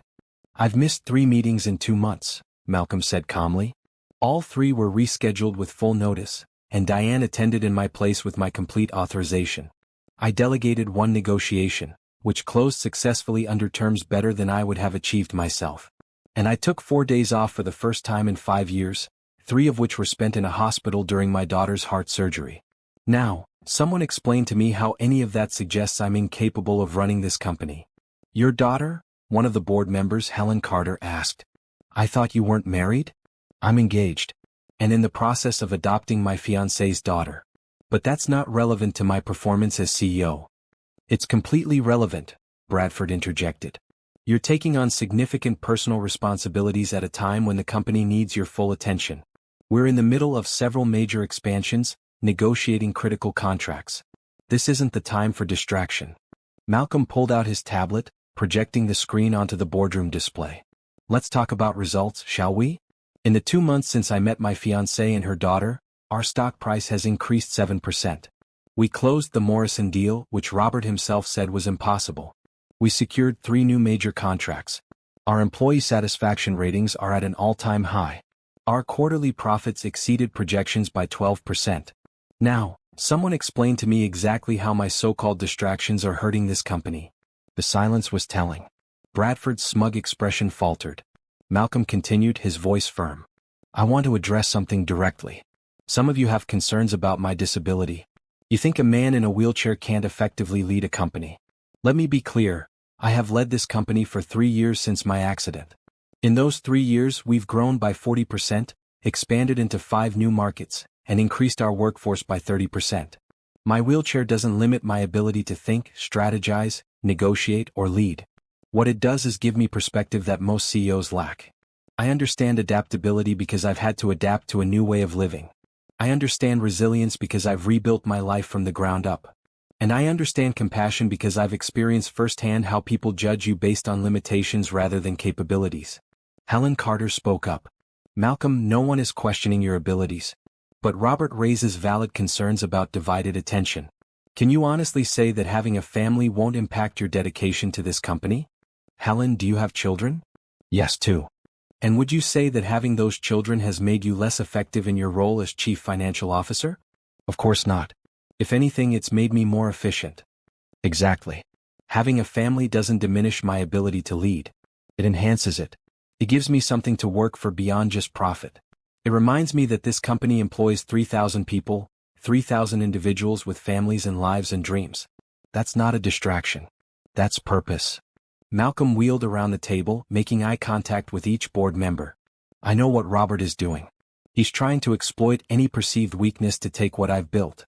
And if you let him succeed, you're not just betraying me. You're betraying every employee who's worked hard to make this company successful. You're saying that personal happiness is incompatible with professional excellence. You're saying that a man in a wheelchair, or a man with a family, or a man who dares to have a life outside this building, isn't worthy of leadership. Is that really the message you want to send? Another board member, James Liu, cleared his throat. Malcolm makes valid points. His performance hasn't declined. If anything, he seems more focused lately. Because I am, Malcolm said. For 3 years, I poured everything into this company because I had nothing else. I worked 16-hour days because going home to an empty penthouse was depressing. I measured my worth entirely by quarterly earnings because I had no other metric for success. And yes, the company grew. But I was miserable. Now I have balance. I have reasons to be efficient, to delegate effectively, to build systems that don't require me to sacrifice my entire life. And the company is thriving because of it, not despite it. Bradford stood, slamming his hand on the table. This is exactly what I'm talking about. Malcolm is openly admitting that the company isn't his priority anymore. I'm admitting that the company isn't my only priority, Malcolm corrected. There's a difference. A company led by someone with no life outside work isn't sustainable. It leads to burnout, poor decisions, and lack of innovation. Ask anyone in this room if they'd be better leaders if they gave up their families, their hobbies, their personal lives. No one would say yes. So why am I being held to a different standard? The room fell silent again. Malcolm could see the calculations happening behind various board members' eyes. They were weighing loyalty against opportunity, ethics against profit. I'm not asking you to choose between me and Robert, Malcolm said quietly. I'm asking you to choose what kind of company you want this to be. One that values human beings and understands that leaders are people with complex lives? Or one that sacrifices everything, including humanity, at the altar of profit? Robert can offer you ruthless efficiency. I can offer you sustainable growth built on a foundation of respect for every person who walks through these doors. Your choice. Bradford's face had turned red. You're being emotional, Malcolm. Making this personal when it's just business. It became personal when you used my disability and my family as weapons against me. But fine, let's talk business. Robert, what's your proposal for the Jennings account? Bradford blinked, caught off guard. What? The Jennings account. Major client, currently negotiating renewal. What's your strategy? I'd need to review the file. I don't need to review the file. Jennings wants a 15% discount and expanded services. I'm offering 10% and partial expansion, with a promise to revisit in 6 months based on performance metrics. He'll accept because he values long-term partnership over short-term savings. That's the kind of detailed knowledge I have about every major account, every ongoing negotiation, every aspect of this company. Can you say the same, Robert? Or are you just trying to steal something you couldn't build yourself? The hostile takeover attempt fell apart after that. Board members who'd been wavering came firmly back to Malcolm's side. Helen Carter moved to officially reject Bradford's bid, and the motion passed 10-2. Bradford stormed out, making vague threats about legal action that everyone knew would go nowhere. He'd lost and he knew it. After the meeting, Diane hugged Malcolm tightly. That was amazing. You destroyed him. I just told the truth. Sometimes that's enough. Malcolm spent the rest of the day in meetings, reassuring clients, smoothing over relationships, ensuring that the attempted takeover hadn't damaged the company's reputation. It was exhausting work but necessary. By the time he left the office at 6, he was drained but victorious. At home, Nora had dinner waiting. Ivy was coloring at the kitchen table, chattering about her day at school, which she'd recently returned to part-time as she continued recovering. The normalcy of it, the simple domestic beauty, hit Malcolm like a wave. You're home, Nora said, kissing him. How did it go? We won. Bradford's out. The board is back on my side. I never doubted it for a second. That night, after Ivy was asleep, Malcolm and Nora sat on the couch, exhausted but content. I meant what I said today, Malcolm told her. About you and Ivy being more important than the company. If I had to choose, I'd choose you every time. I know. But you shouldn't have to choose. You can have both. You deserve both. Bradford called me emotional. Said I was making it personal. Good. Business should be personal. It should involve real people with real feelings. That's not weakness, Malcolm. That's strength. Malcolm pulled her close. Thank you for believing in me. For standing by me. For reminding me that having a life outside work isn't a liability. Always, Nora said. You're stuck with us now. The weeks following the attempted takeover were busy but manageable. Malcolm restructured his schedule, delegating more effectively, building a stronger team around him so that his presence wasn't required at every meeting. He hired a new COO, someone he trusted completely, who could handle day-to-day operations while Malcolm focused on strategy and the aspects of the business he was most passionate about. The result was remarkable. The company continued to grow, but Malcolm's stress levels decreased. He was home for dinner most nights. He attended Ivy's school events.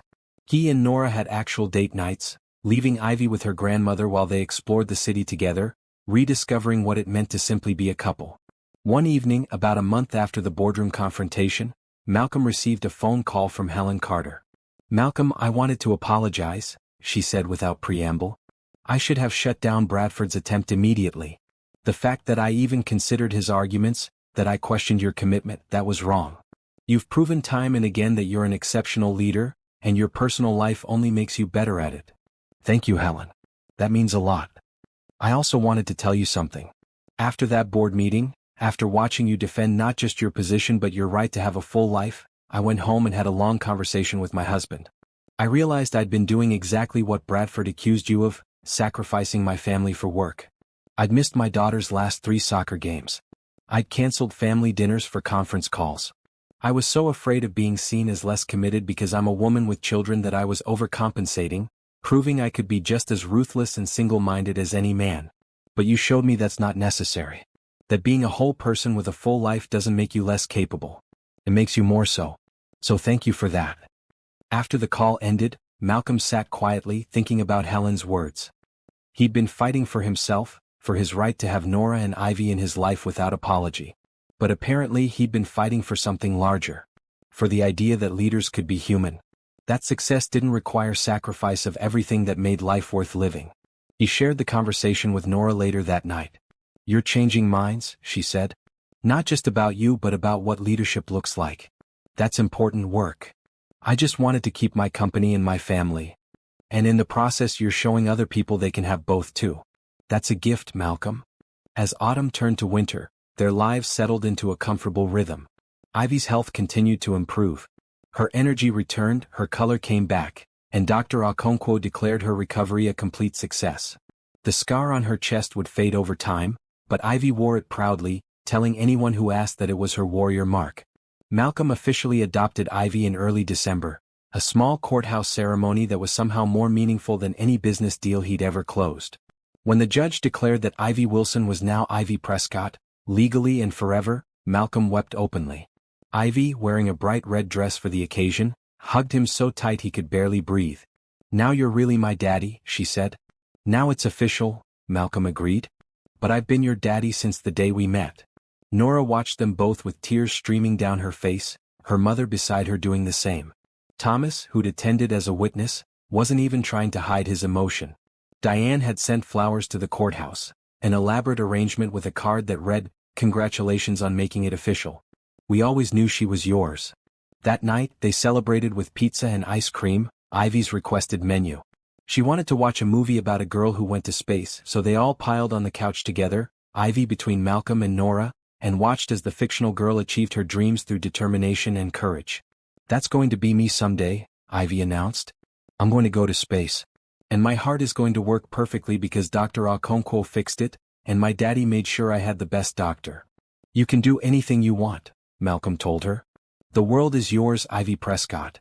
Later, after Ivy was asleep, Malcolm and Nora discussed wedding plans. They decided on a small ceremony in the spring, nothing elaborate. Just close friends and family, a celebration of the love they'd found in the most unexpected place. I want to get married at that cafe, Nora said. Where we first met. Is that too strange? It's perfect, Malcolm said. That's where everything started. Where a little girl saw a sad man and decided he needed company. Where you taught me what kindness looks like. That's absolutely where we should get married.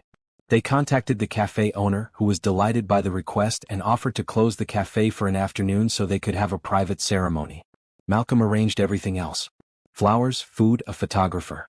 He wanted Nora to just show up and enjoy the day, not worry about logistics or costs or any of the thousand details that went into planning a wedding.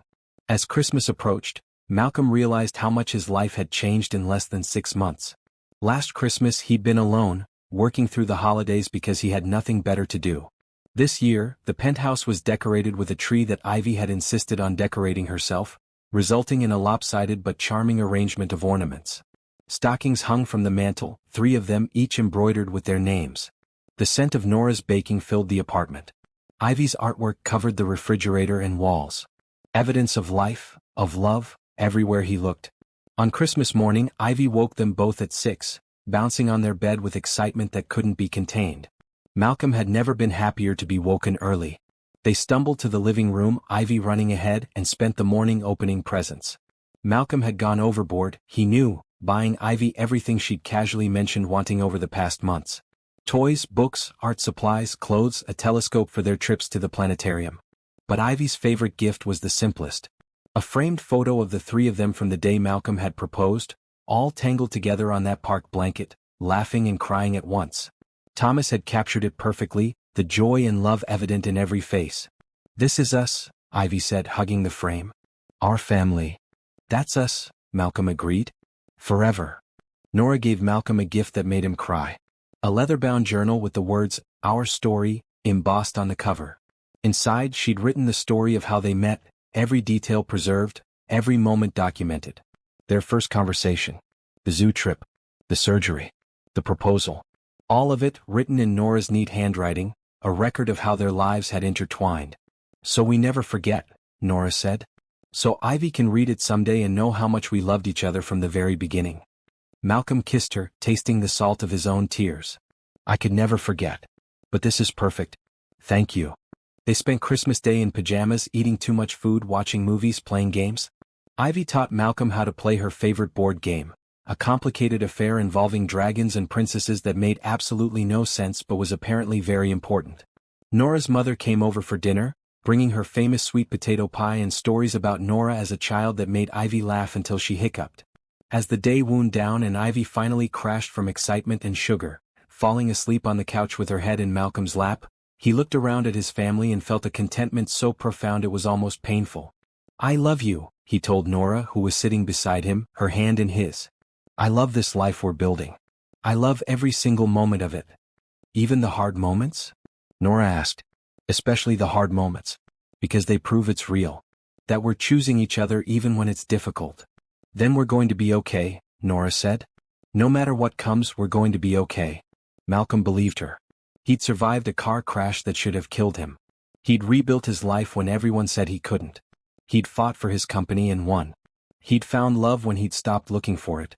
And now he had a family, a real family built on foundation of kindness and hope and love that led them all to exactly where they needed to be. Whatever challenges the future held, they'd face them together. As a family. And that was all that mattered. Spring arrived in bursts of color and warmth, transforming the city from winter's gray palette into something vibrant and alive. Cherry blossoms lined the streets near Malcolm's building. The park where he'd proposed turned lush and green. And the garden behind the cafe where they'd first met, which Malcolm had never even known existed, revealed itself to be a hidden oasis of flowers and winding paths. The cafe owner, Maria Santos, had taken Malcolm on a tour of the space when he'd come to finalize wedding arrangements.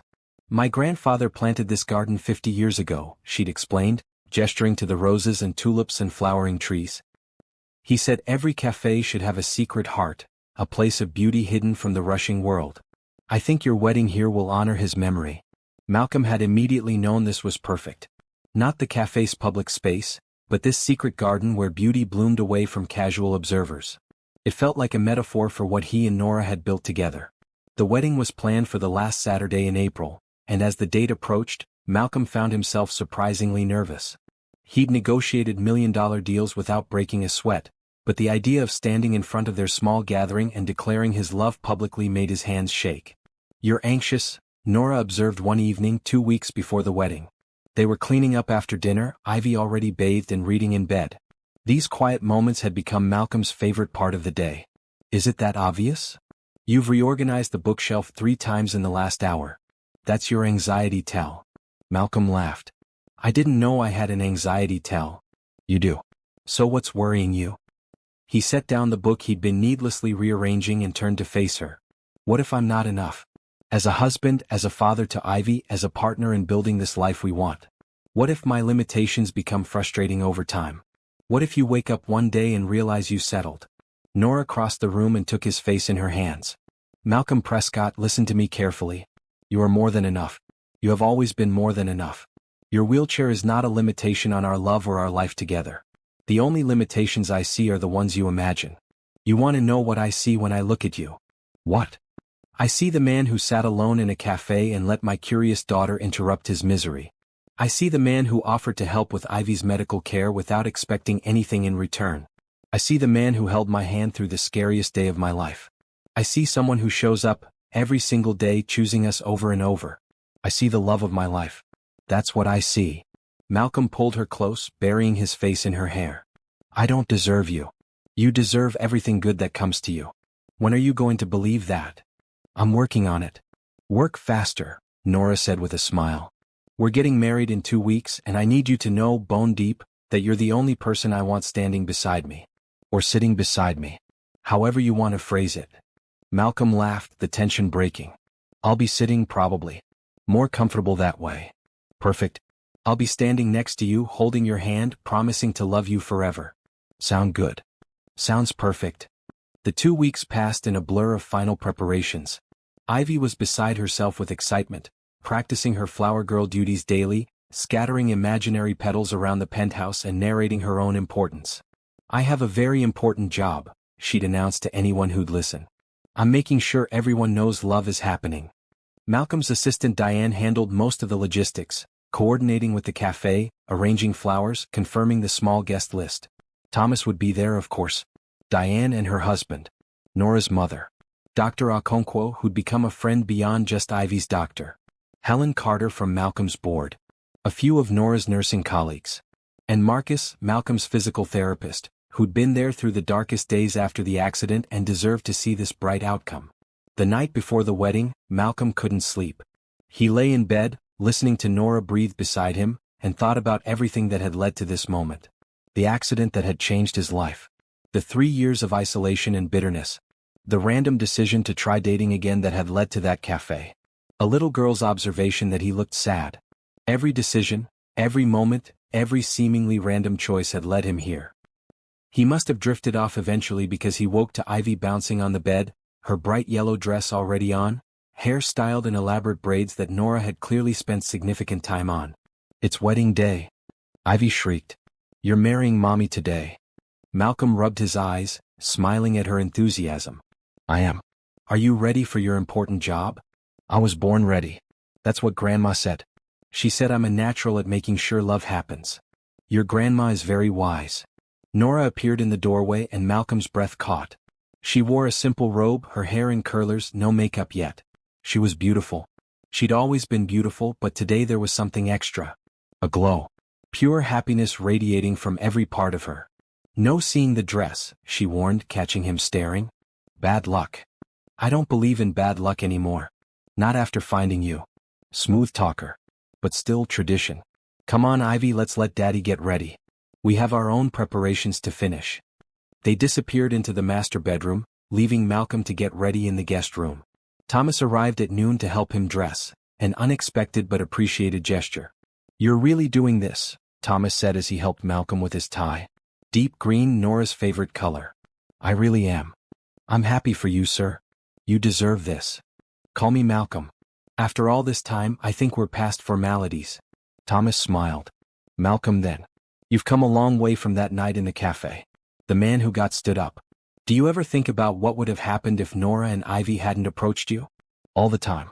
I'd probably still be alone, bitter, throwing myself into work because I had nothing else. They saved me, Thomas. They reminded me what it means to be fully human. You saved them too. Ivy's healthy because of you. Nora's happy because of you. It goes both ways. At 1 o'clock they caravanned to the café. Malcolm rode with Thomas while Diane drove Nora, Ivy, and Mrs. Wilson separately. Tradition, Nora had insisted, laughing. They shouldn't see each other before the ceremony. The café's secret garden had been transformed. White chairs arranged in neat rows. An arch covered in flowers at the front. Soft music playing from hidden speakers. Maria had outdone herself, creating a space that felt both intimate and magical. Malcolm positioned himself at the front beside the officiant, a friend of Maria's who'd agreed to perform the ceremony. The guests filed in, taking their seats. Diane dabbing at her eyes before she even sat down. Marcus giving Malcolm a thumbs up. Dr. Okonkwo smiling warmly. Everyone who mattered gathered in this small space to witness something beautiful. Then the music changed and Ivy appeared at the garden entrance. She walked slowly, carefully, dropping rose petals with exaggerated precision. Her face was serious with concentration, and Malcolm loved her so much in that moment he thought his heart might burst. When she reached the front, she gave him a quick hug before taking her seat in the front row next to her grandmother. And then Nora appeared. She wore a simple dress, cream-colored, tea-length, with delicate lace at the sleeves. Her hair was down, flowing over her shoulders. She carried a small bouquet of wildflowers. She wore the ring Malcolm had given her, but no other jewelry. She didn't need any. She was absolutely radiant. Their eyes met and Malcolm forgot to breathe. This woman. This incredible woman was choosing to marry him, to build a life with him, to trust him with her heart and her daughter's heart. How had he gotten this lucky? Nora walked down the short aisle alone, her own woman making her own choice. When she reached Malcolm, she handed her bouquet to her mother and took both his hands in hers. "Hi," she whispered. "Hi," he whispered back. "You're beautiful. You're crying. Happy tears. The best kind." The officiant cleared his throat, smiling at them both. "We're gathered here today to witness the union of Malcolm and Nora, two people who found each other in the most unexpected way and built something extraordinary together. I understand they've written their own vows." Malcolm went first, his voice steady despite the emotion coursing through him. "Nora, 6 months ago I was sitting alone in this cafe, convinced that my life was essentially over. That the best parts were behind me, and all that was left was managing a slow decline into irrelevance. And then your daughter asked why I looked sad. Such a simple question. But it changed everything. You changed everything. You taught me that kindness is not weakness. That accepting help is not failure. That love is not something to be earned through perfection, but something freely given to imperfect people who choose to show up. You showed up for me when you had no reason to. You let me into your life when it would have been easier to walk away. And you loved me not despite my limitations, but as a whole person worthy of love exactly as I am. I promise to spend the rest of my life showing up for you, choosing you every single day, being the partner and father our family deserves. I love you, Nora Wilson. I love every part of you. And I cannot wait to spend forever proving it." Nora was crying openly now, not bothering to wipe away the tears. She took a shaky breath and began her own vows. "Malcolm, I came to this cafe 6 months ago to celebrate my daughter's successful doctor's appointment with hot chocolate and a moment of peace. I never expected to meet someone who would transform our entire lives. I'd been alone for so long, convinced that I had to be strong enough to handle everything myself. That depending on anyone was dangerous, that opening my heart was foolish. And then I saw you sitting alone, looking so lost, and Ivy saw you too. We made a choice that day to see you, really see you, and you made a choice to see us back. You saw a tired single mother and a sick little girl, and instead of walking away, you walked toward us. You offered help without expecting anything in return. You loved Ivy like she was yours before any paperwork made it official. You showed me that partnership means sharing burdens, not carrying everything alone. You proved that love is not about perfection but about commitment. About choosing each other on the hard days and the easy days and every day in between. I love you, Malcolm Prescott. I love your strength and your kindness and your stubborn refusal to accept limitations. I love how you love my daughter. I love the life we're building together. And I promise to spend forever showing up for you, choosing you, being the partner you deserve. We're in this together now. Always."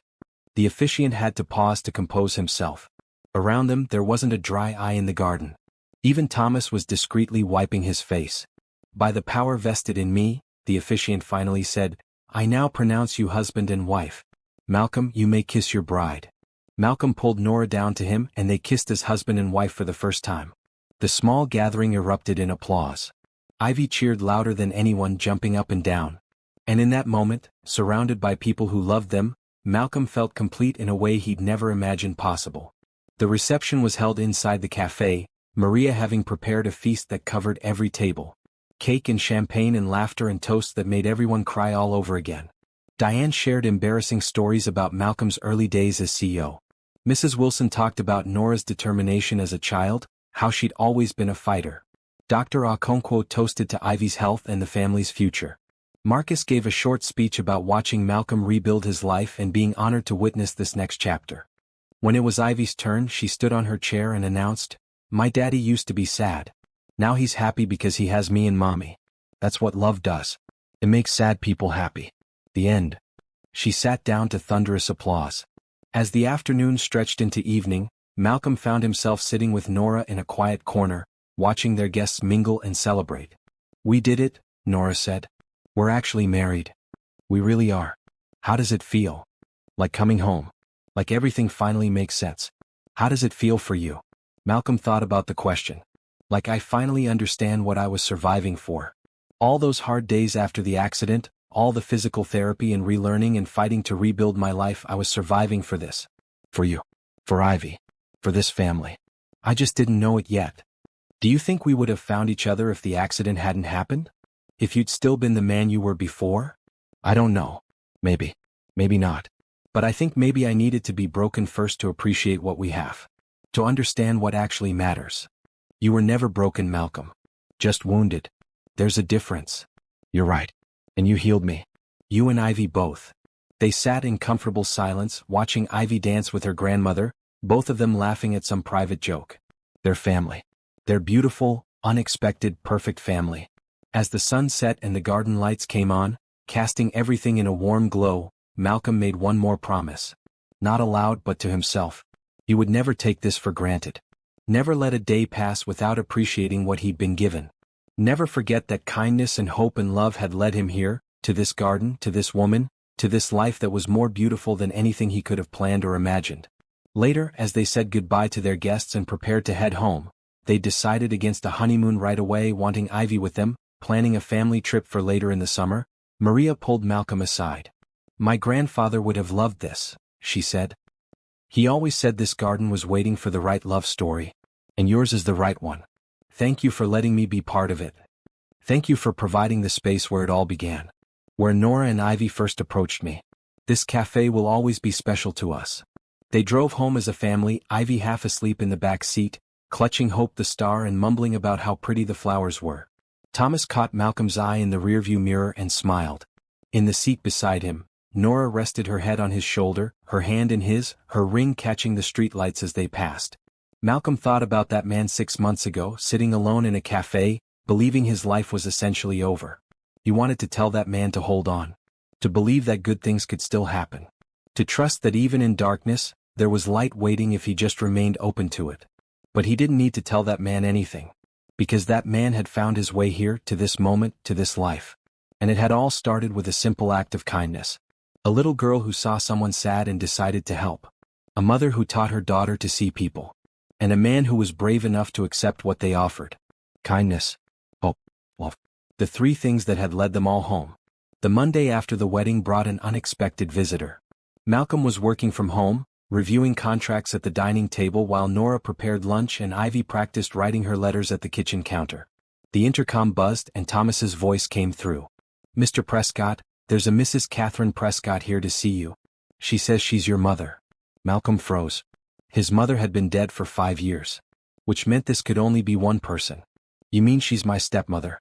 Send her up." Nora caught the tension in his voice immediately. "Malcolm? Who is it?" "Catherine. My father's wife.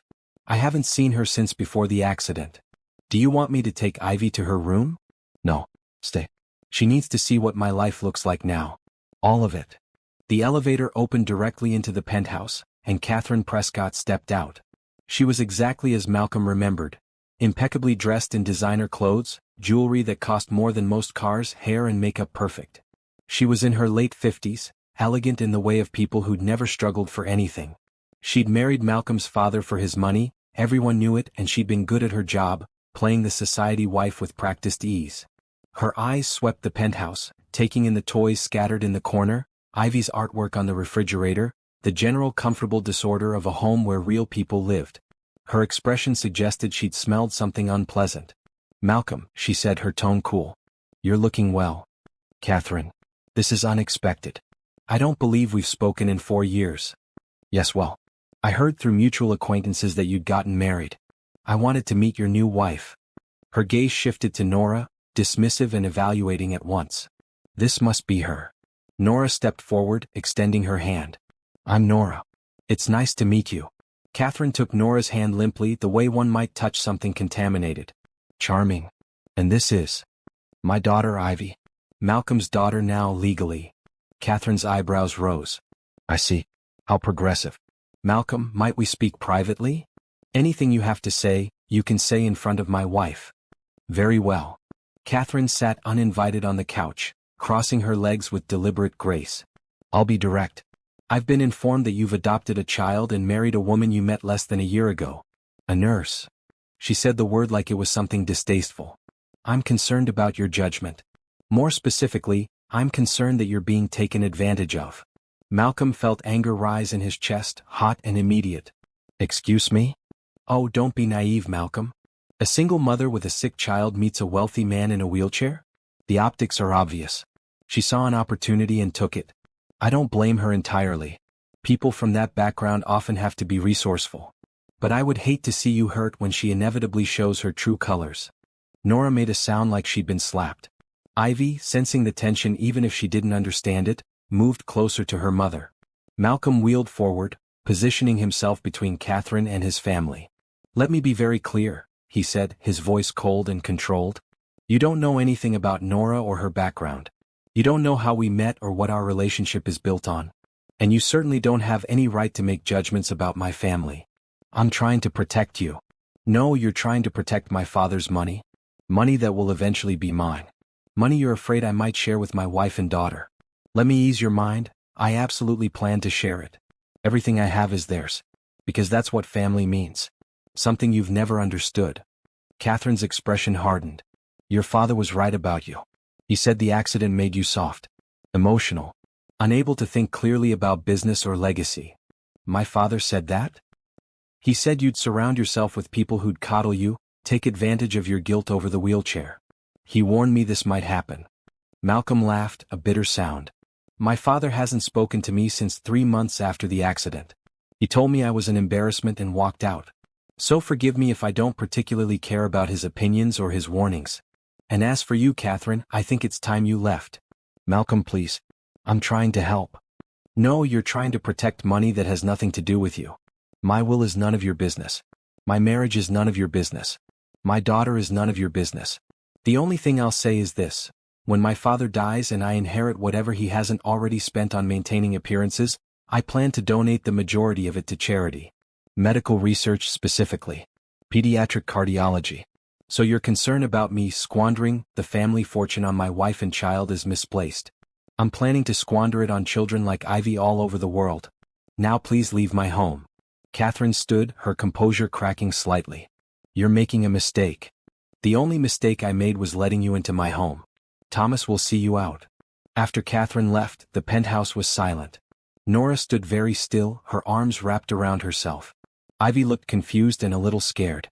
Malcolm felt exhausted, the anger draining out of him and leaving only weariness behind. "I'm sorry," Nora said quietly. "I'm so sorry that meeting me has caused problems with your family." "She's not my family. You are. Ivy is. Thomas and Diane and the people who showed up to our wedding, those are my family. Catherine and my father, they stopped being family a long time ago. But still, she thinks I'm using you. Taking advantage. What if other people think that too?" Malcolm wheeled over to her, taking her hands. "Let them think whatever they want. I know the truth. You know the truth. That's all that matters." "Is it though?" "Malcolm, we come from very different worlds. I'll never fit into that world, the society parties and charity galas and whatever else people like Catherine do. What if you regret that someday? What if you miss that life?" "I don't miss anything about that life. It was hollow and fake and full of people who measured worth by bank accounts and bloodlines. You've given me something real, Nora. Something Catherine and people like her will never understand. Don't let her poison what we have." Ivy tugged on Nora's sleeve. "Mommy, why was that lady so mean?" Nora knelt down to her daughter's level. Sometimes people are afraid of things they don't understand, baby. That lady doesn't understand our family, so she said mean things. But that's her problem, not ours. We're a good family, Ivy said firmly. Daddy loves us and we love him. That's all that matters. You're exactly right, Malcolm said. That's all that matters. But over the next few days, Catherine's words lingered like poison. Nora became quieter, more withdrawn. She started questioning small things. Whether Malcolm really wanted her opinion on financial decisions. Whether she should go back to work full-time.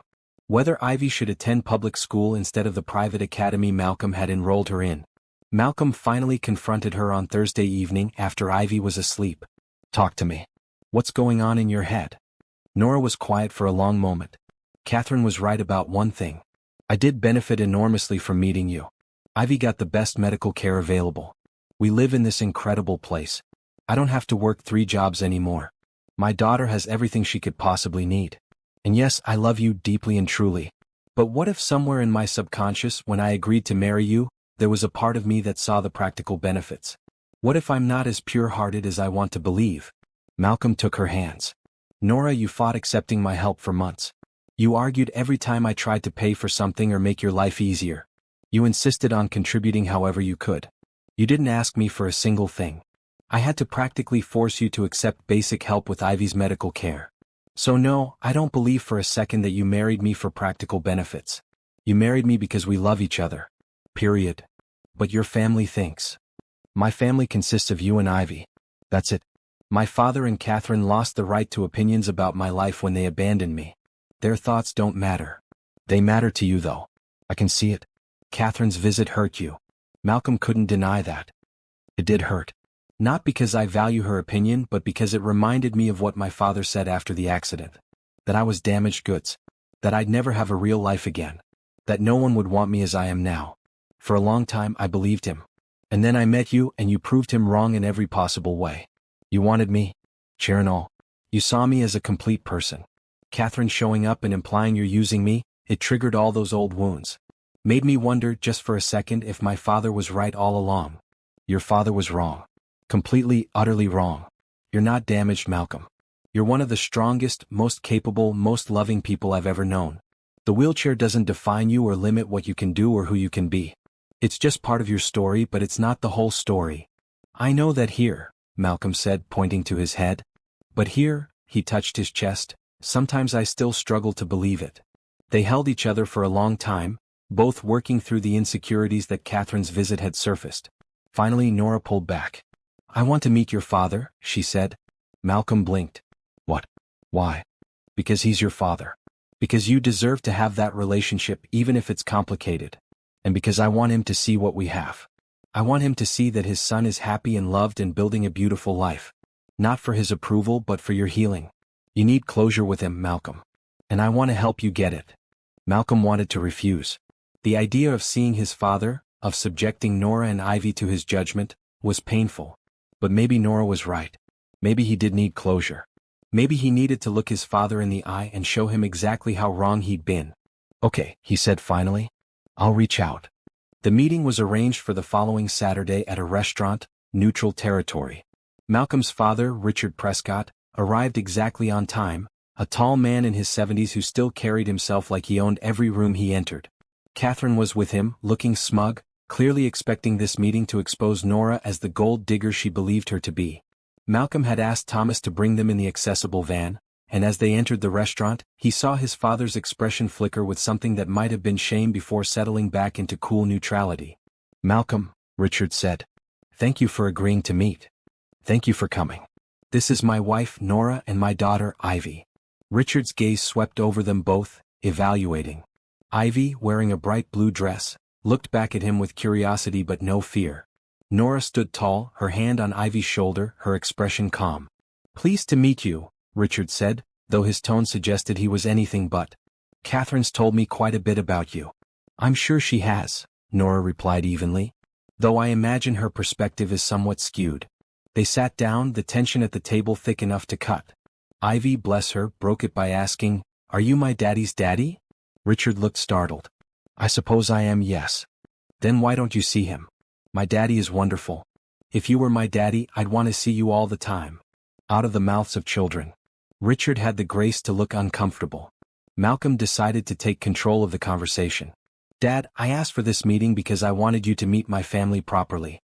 I wanted you to see what my life looks like now. And I wanted to tell you to your face that you were wrong. Wrong about what? About everything. You said the accident made me weak. That I couldn't run my company from a wheelchair. That no one would respect me or want me. You were wrong on every count. My company is more successful now than it was before. I've built a family that loves me unconditionally. I'm happier than I've ever been. And none of that happened because I ignored my limitations or pretended the accident didn't change me. It happened because I accepted what happened and built a new life, a better life from the pieces. Richard was quiet for a long moment. I see. Is that all you have to say? What would you like me to say, Malcolm? That I was wrong to suggest you step down from your company? That I should have been more supportive? Perhaps I should have. But I was trying to protect you from failure, from public humiliation. You were trying to protect yourself from being associated with a disabled son. Let's at least be honest. Richard's jaw tightened. That's not fair. It's completely fair. You couldn't handle seeing me in this chair. It made you uncomfortable, made you face your own mortality, your own vulnerability. So you walked away. You convinced yourself it was for my own good, but really it was about your comfort. Malcolm. Catherine tried to interject, but Nora cut her off. Let him speak. He deserves to say this. Malcolm continued, I spent 3 years believing what you told me. That I was less than I had been. That my life was essentially over. That I should just accept diminished expectations and fade into the background. And then I met Nora and Ivy and they showed me how wrong you were. They saw me as a complete person. They expected nothing less than everything I was capable of giving.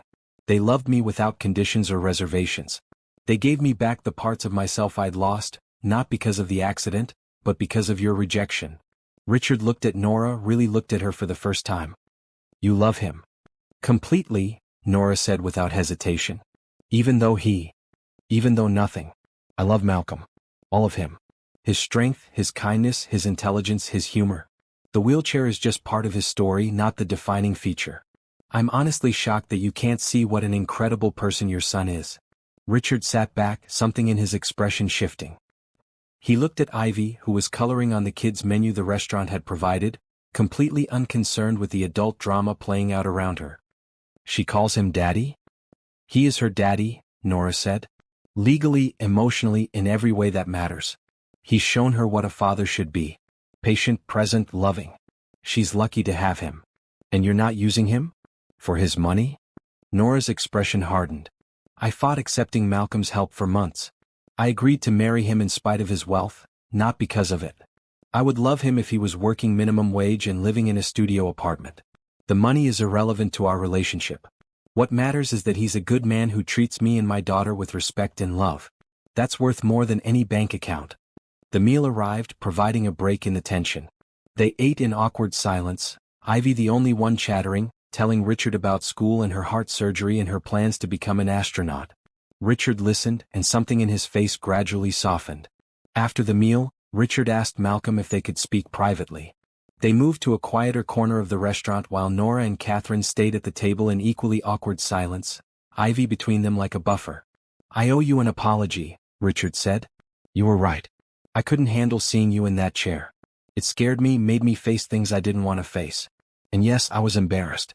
I'm not proud of that, but it's the truth. I built my identity on being strong, independent, never showing weakness. Seeing you after the accident, seeing you struggle, it forced me to acknowledge that strength and weakness are more complicated than I wanted to believe. I know that wasn't easy to say. It's not easy to admit I've been a terrible father. That I abandoned you when you needed me most. I convinced myself I was protecting you, but really I was protecting myself. And I've missed 3 years of your life because of my cowardice. Yes, you have. Can you forgive me? Malcolm thought about it. Could he? Should he? I don't know, Dad. You really hurt me. Your rejection, your implications that I was less than before, that shaped how I saw myself for a long time. I carried that weight, that belief that I was damaged and unworthy. It nearly destroyed me. But you overcame it. You built this life. Not because of you. In spite of you. And yes, I've overcome it, but the scars are still there. Forgiveness isn't something I can just decide to do. It's a process. But if you're genuinely sorry, if you're willing to actually be part of my life going forward, to know my wife and my daughter and support the family I've built, Then maybe we can work toward it. Richard nodded slowly. I'd like that. I'd like to try at least. Your wife, Nora, she's remarkable. And that little girl, she's special. You built something good here, Malcolm. Something I didn't think was possible for you. I'm glad I was wrong. They returned to the table where Catherine was looking distinctly uncomfortable. Nora had apparently used the private time to have her own conversation, and whatever she'd said had clearly landed. Catherine, Richard said. We're leaving. Malcolm, thank you for this meeting. I hope we can do it again soon. After they left, Nora let out a breath. That was intense. What did you say to Catherine? I told her that if she ever implies again that I'm using you, or that our relationship is anything less than genuine, I will make it my personal mission to ensure she understands exactly how wrong she is. I also told her that the money doesn't matter to me, but the love does, and I will protect that love from anyone who tries to diminish it. I may have been slightly more forceful than necessary. Malcolm laughed. I love you so much. I love you too. And I love that you stood up to your father. That was brave. I learned from the best. Ivy looked up from her coloring. Is Daddy's daddy going to come visit us now? Maybe, Malcolm said. Would you like that? Only if he's nice. I don't like people who are mean to you. Me neither, sweetheart. As they drove home, Malcolm felt lighter than he had in days. The confrontation with his father hadn't magically healed years of hurt, but it was a start. And more importantly, he'd proven to himself and to his father that he'd built a life worth having. A family worth protecting. A future worth fighting for. Later that night, after Ivy was asleep, Malcolm received a text from his father. I meant what I said. I'd like to try to be part of your life again. No expectations, just hope. Thank you for giving me the chance. Malcolm showed the text to Nora. What do you think? I think people can change if they want to. I think your father was confronted with the reality of what he lost and he's trying to make amends. Whether you let him back in is completely your choice. But if you do, I'll support it. Family is complicated, but it's also important. Even when they hurt you? Especially then. Because forgiveness isn't about them deserving it. It's about you being free from carrying the weight of their mistakes. If you can forgive your father, even partially, it's not for him. It's for you. Malcolm thought about that. He'd been carrying his father's rejection for years, letting it shape his self-perception, his fears, his hesitations. Maybe it was time to put that burden down. Not to forget what happened, but to stop letting it control his present and future. He texted back, one step at a time. But I'm willing to try. The response came immediately, that's all I can ask for. Thank you, son. As Malcolm lay in bed that night, Nora curled against his side, he thought about how far he'd come. From the broken man in the cafe to this, a full life with people who loved him, a family he'd built, a future full of possibility. The road had been hard, the obstacles many, but he'd made it. And more importantly, he'd made it without sacrificing who he was. He'd made it by embracing all of himself, limitations and strengths alike. The next chapter of his life was just beginning. And for the first time in years, he was eager to see where it led. 6 months after the wedding, Malcolm stood in the same cafe where everything had begun, watching workers hang a banner that read, Grand Opening, Hope Foundation for Pediatric Cardiology Research. The cafe's back garden, where he and Nora had married, had been transformed for the evening's celebration. Investors, donors, medical professionals, and families whose children had benefited from the foundation's first grants were gathering to celebrate what Malcolm considered his greatest achievement. Not his company, which continued to thrive. Not his wealth, which he was systematically redirecting toward meaningful causes. But this. A foundation named after Ivy's stuffed star, dedicated to ensuring that every child with a heart condition could receive the kind of care that had saved his daughter's life. Dr. Okonkwo was the foundation's medical director, working part-time to oversee grant distribution and research priorities. Nora had joined the board, bringing her nursing perspective and her passion for accessible healthcare. Even Richard, Malcolm's father, had donated a significant sum and agreed to serve as a funding advisor, his decades of investment experience put to good use for once. The reconciliation with his father had been slow and sometimes painful. Richard attended family dinners now, usually twice a month, and he was learning to be a grandfather to Ivy. It wasn't perfect. Richard still sometimes said things that revealed old prejudices or limited thinking. But he was trying, genuinely trying, and Malcolm had learned to appreciate the effort even when the execution was flawed. Catherine, on the other hand, had gradually faded from their lives. She and Richard had separated, an amicable split that surprised no one. Richard had admitted that he'd married her for the wrong reasons and stayed out of convenience rather than love.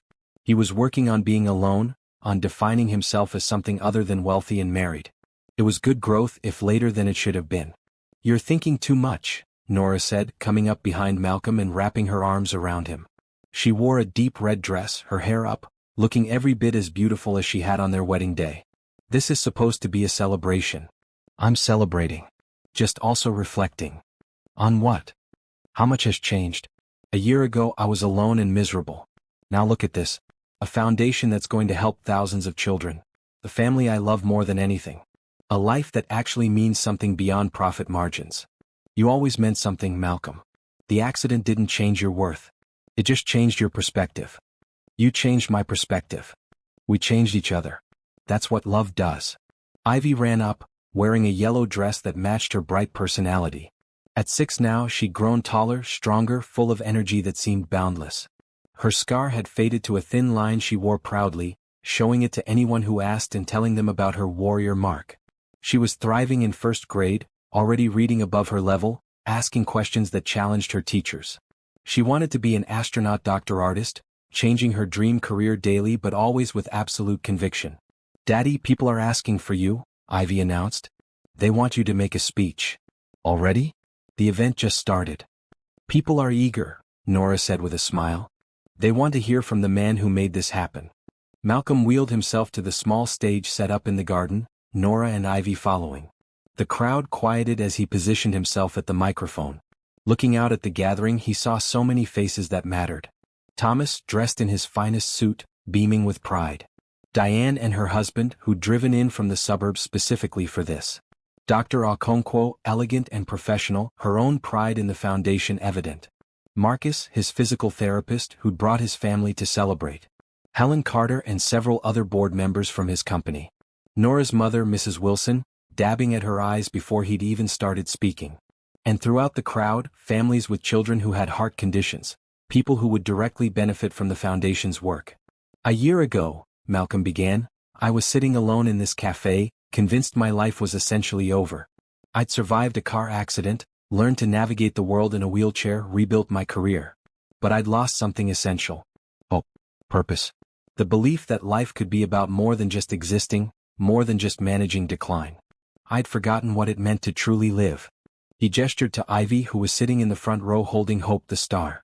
"And then this little girl saw me looking sad and decided I needed company. She and her mother sat with me, talked with me, reminded me what human connection looks like. They gave me a reason to care again. And in the process, they gave me a daughter who needed medical care I could help provide."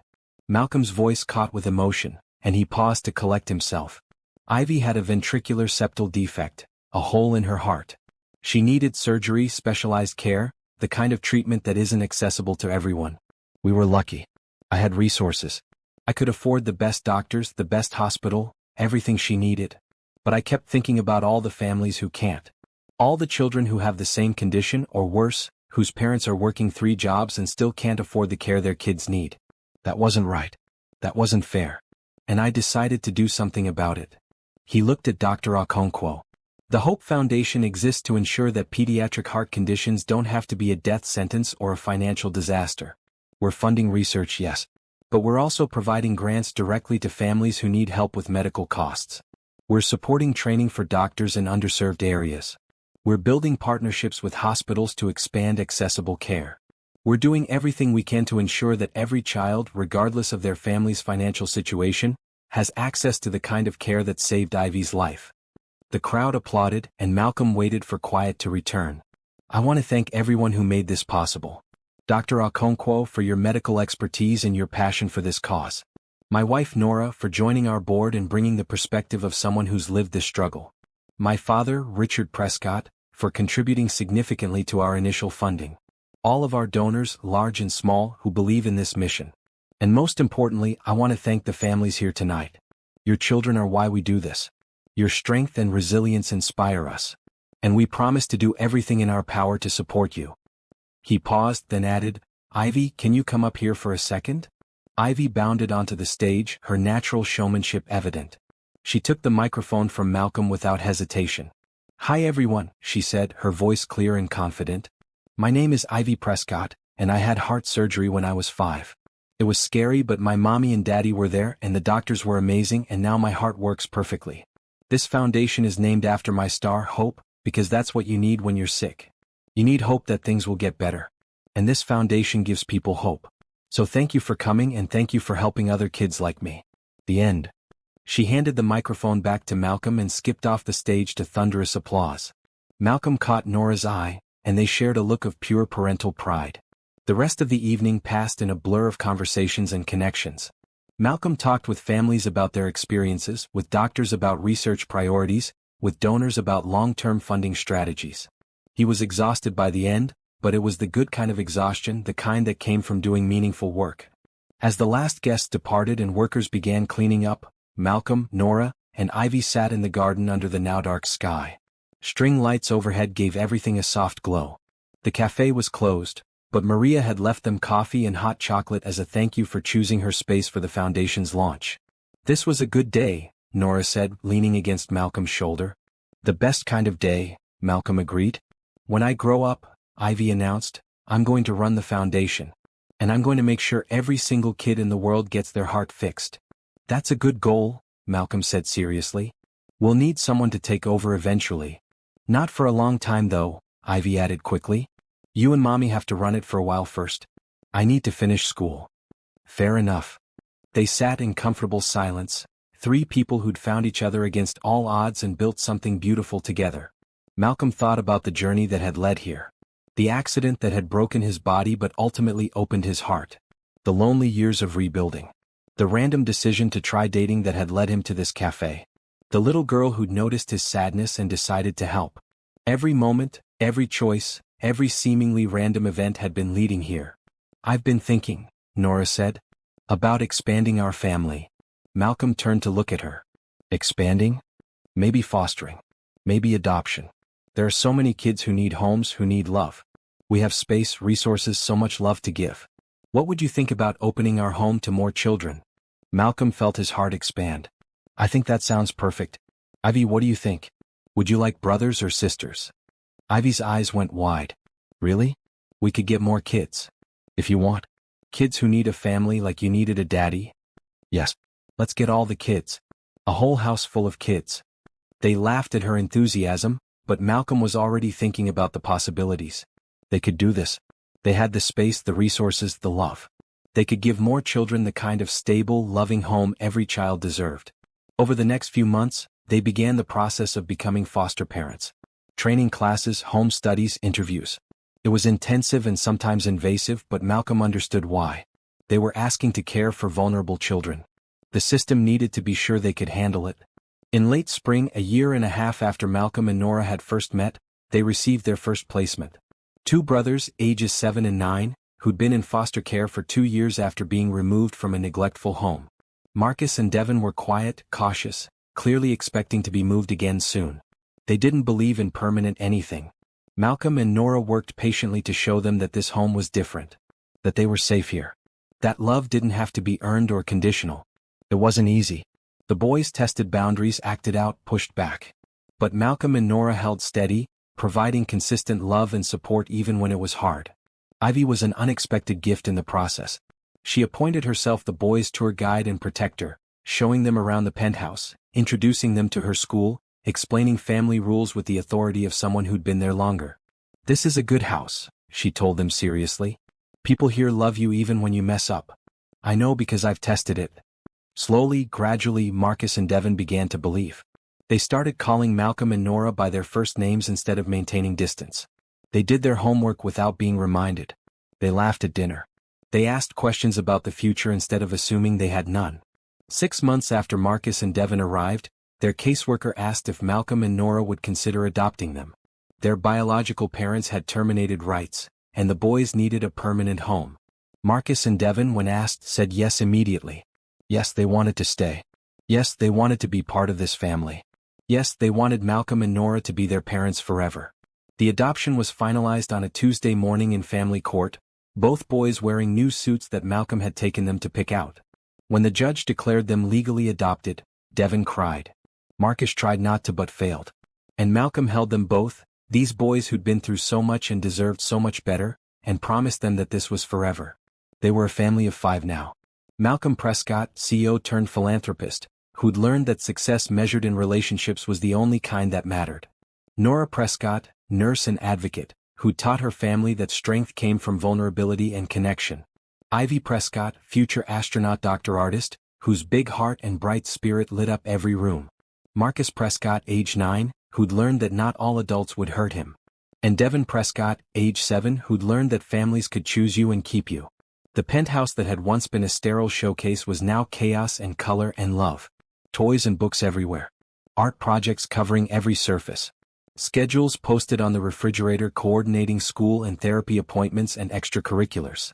The sounds of children laughing, arguing, playing, learning. The beautiful disorder of a real home where real people lived fully. Malcolm's company continued to thrive, now under the daily management of his excellent COO. Malcolm focused on strategy and the aspects of business he most enjoyed, working from home most days so he could be present for his children. The Hope Foundation expanded, opening satellite offices in 3 other cities, funding groundbreaking research, helping hundreds of families access critical care. Richard, Malcolm's father, was now Grandpa Richard to all 3 children. He came to dinner weekly, learned to play the games the kids enjoyed, told stories about Malcolm's childhood that revealed a softer side no one knew existed. The reconciliation wasn't perfect, but it was real. And that was enough. On a Saturday afternoon in June, 2 years after Malcolm had sat alone in that cafe, the Prescott family gathered in the garden for a different kind of celebration. It was Ivy's 7th birthday, and she'd requested a space party. The garden was decorated with planets and stars, a telescope set up for later stargazing, constellation cakes that Nora had baked. Friends from school ran around, Marcus and Devin supervised the games, and Malcolm watched it all with profound contentment. Nora sat beside him, her hand in his, watching their children play. "Happy?" she asked. "Beyond measure," Malcolm replied. "2 years ago, I didn't think happiness like this was possible. I thought my life was over, or at least the good parts were. I was so wrong. We were both wrong about a lot of things. I thought I had to do everything alone. That accepting help was weakness. That opening my heart again was too risky. Turns out the risk was worth it. The best risk I ever took." Ivy ran over, dragging both brothers behind her. "Daddy, Mommy, come see. We're doing a presentation about the solar system, and I need you to be the audience." They followed their daughter to where she'd set up an elaborate display, complete with handmade visual aids and a script she'd written herself. For the next 20 minutes, Ivy, Marcus, and Devin presented everything they'd learned about space, their enthusiasm infectious, their facts occasionally questionable but always delivered with absolute conviction. As Malcolm watched his 3 children work together, he felt a wave of emotion so strong it nearly overwhelmed him. This was his life now. These were his children. This was his family. Built not from blood or obligation but from choice. From showing up. From choosing love even when it was hard. From believing that kindness and hope could lead to something extraordinary. Later that night, after the party ended and the children were asleep, Malcolm and Nora stood on their balcony overlooking the city. The light stretched out before them, millions of lives being lived, millions of stories unfolding. Somewhere out there, maybe someone was sitting alone. Feeling like life was over, believing that happiness was impossible. Malcolm hoped they'd find their own version of what he'd found. Their own unexpected family. Their own reason to hope. "What are you thinking?" Nora asked. "That I'm grateful. For the accident, strange as that sounds. Because without it, I would have missed all of this. I would have been too busy, too focused on work, too closed off to notice a little girl asking why I looked sad.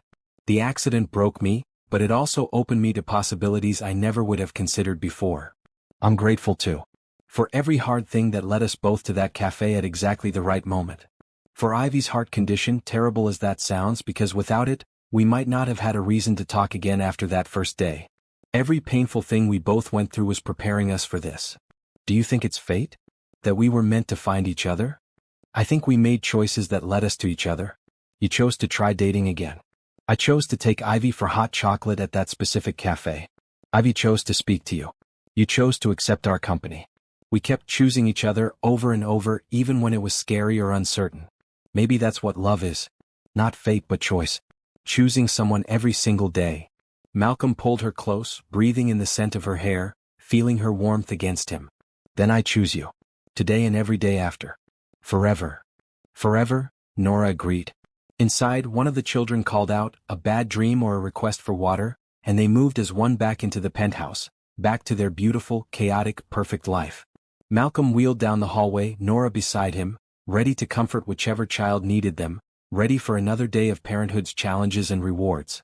As he tucked Devon back into bed after a nightmare, reassuring him that he was safe and loved and would never be sent away, Malcolm thought about that man in the cafe 2 years ago. The bitter, lonely man who'd given up on happiness. He wanted to tell that man to hold on. To believe that good things could still happen. To trust that even in darkness there was light waiting. But he didn't need to tell that man anything. Because that man had found his way here, to this moment, to this life. That man had been brave enough to accept kindness when it was offered. Smart enough to recognize love when it appeared. Strong enough to build something new from the wreckage of his old life. That man had become this man. A husband. A father. A philanthropist. A person who measured success in hugs and laughter and children's drawings on the refrigerator. A person who knew that the best things in life couldn't be bought or earned or achieved through determination alone. They could only be received with open hands and an open heart. As Malcolm returned to his own bed, sliding under the covers beside Nora, he felt complete. Not because his life was perfect, because it wasn't. Raising 3 children was exhausting and challenging and sometimes frustrating. Running a foundation was complex and demanding. Maintaining his business required constant attention. His relationship with his father was still healing and probably always would be. But it was real. All of it. The struggles and the triumphs, the hard days and the easy ones, the love that was tested and proved stronger for it. This was life. Full, complicated, beautiful life. And Malcolm wouldn't trade a single moment of it. He thought about Ivy's words from her birthday party, "Stars give us hope when it's dark." That was true. But he'd learned something else. Sometimes hope came from unexpected places. From a little girl who noticed sadness and decided to help. From a woman who taught him to see differently. From brothers who needed a home and helped him build one. From a father who'd learned to change even when it was hard. Hope came from choosing to stay open. From accepting help. From believing that tomorrow could be better than today. From kindness that led to connection that led to love that led to family. Outside, the city lights continued to shine. Inside, his family slept peacefully. And Malcolm, once broken and bitter, now whole and grateful, closed his eyes and dreamed of the future. A future full of possibility. A future he'd build one day at a time, one choice at a time, one act of love at a time. Forever had begun. And it was more beautiful than anything he could have imagined.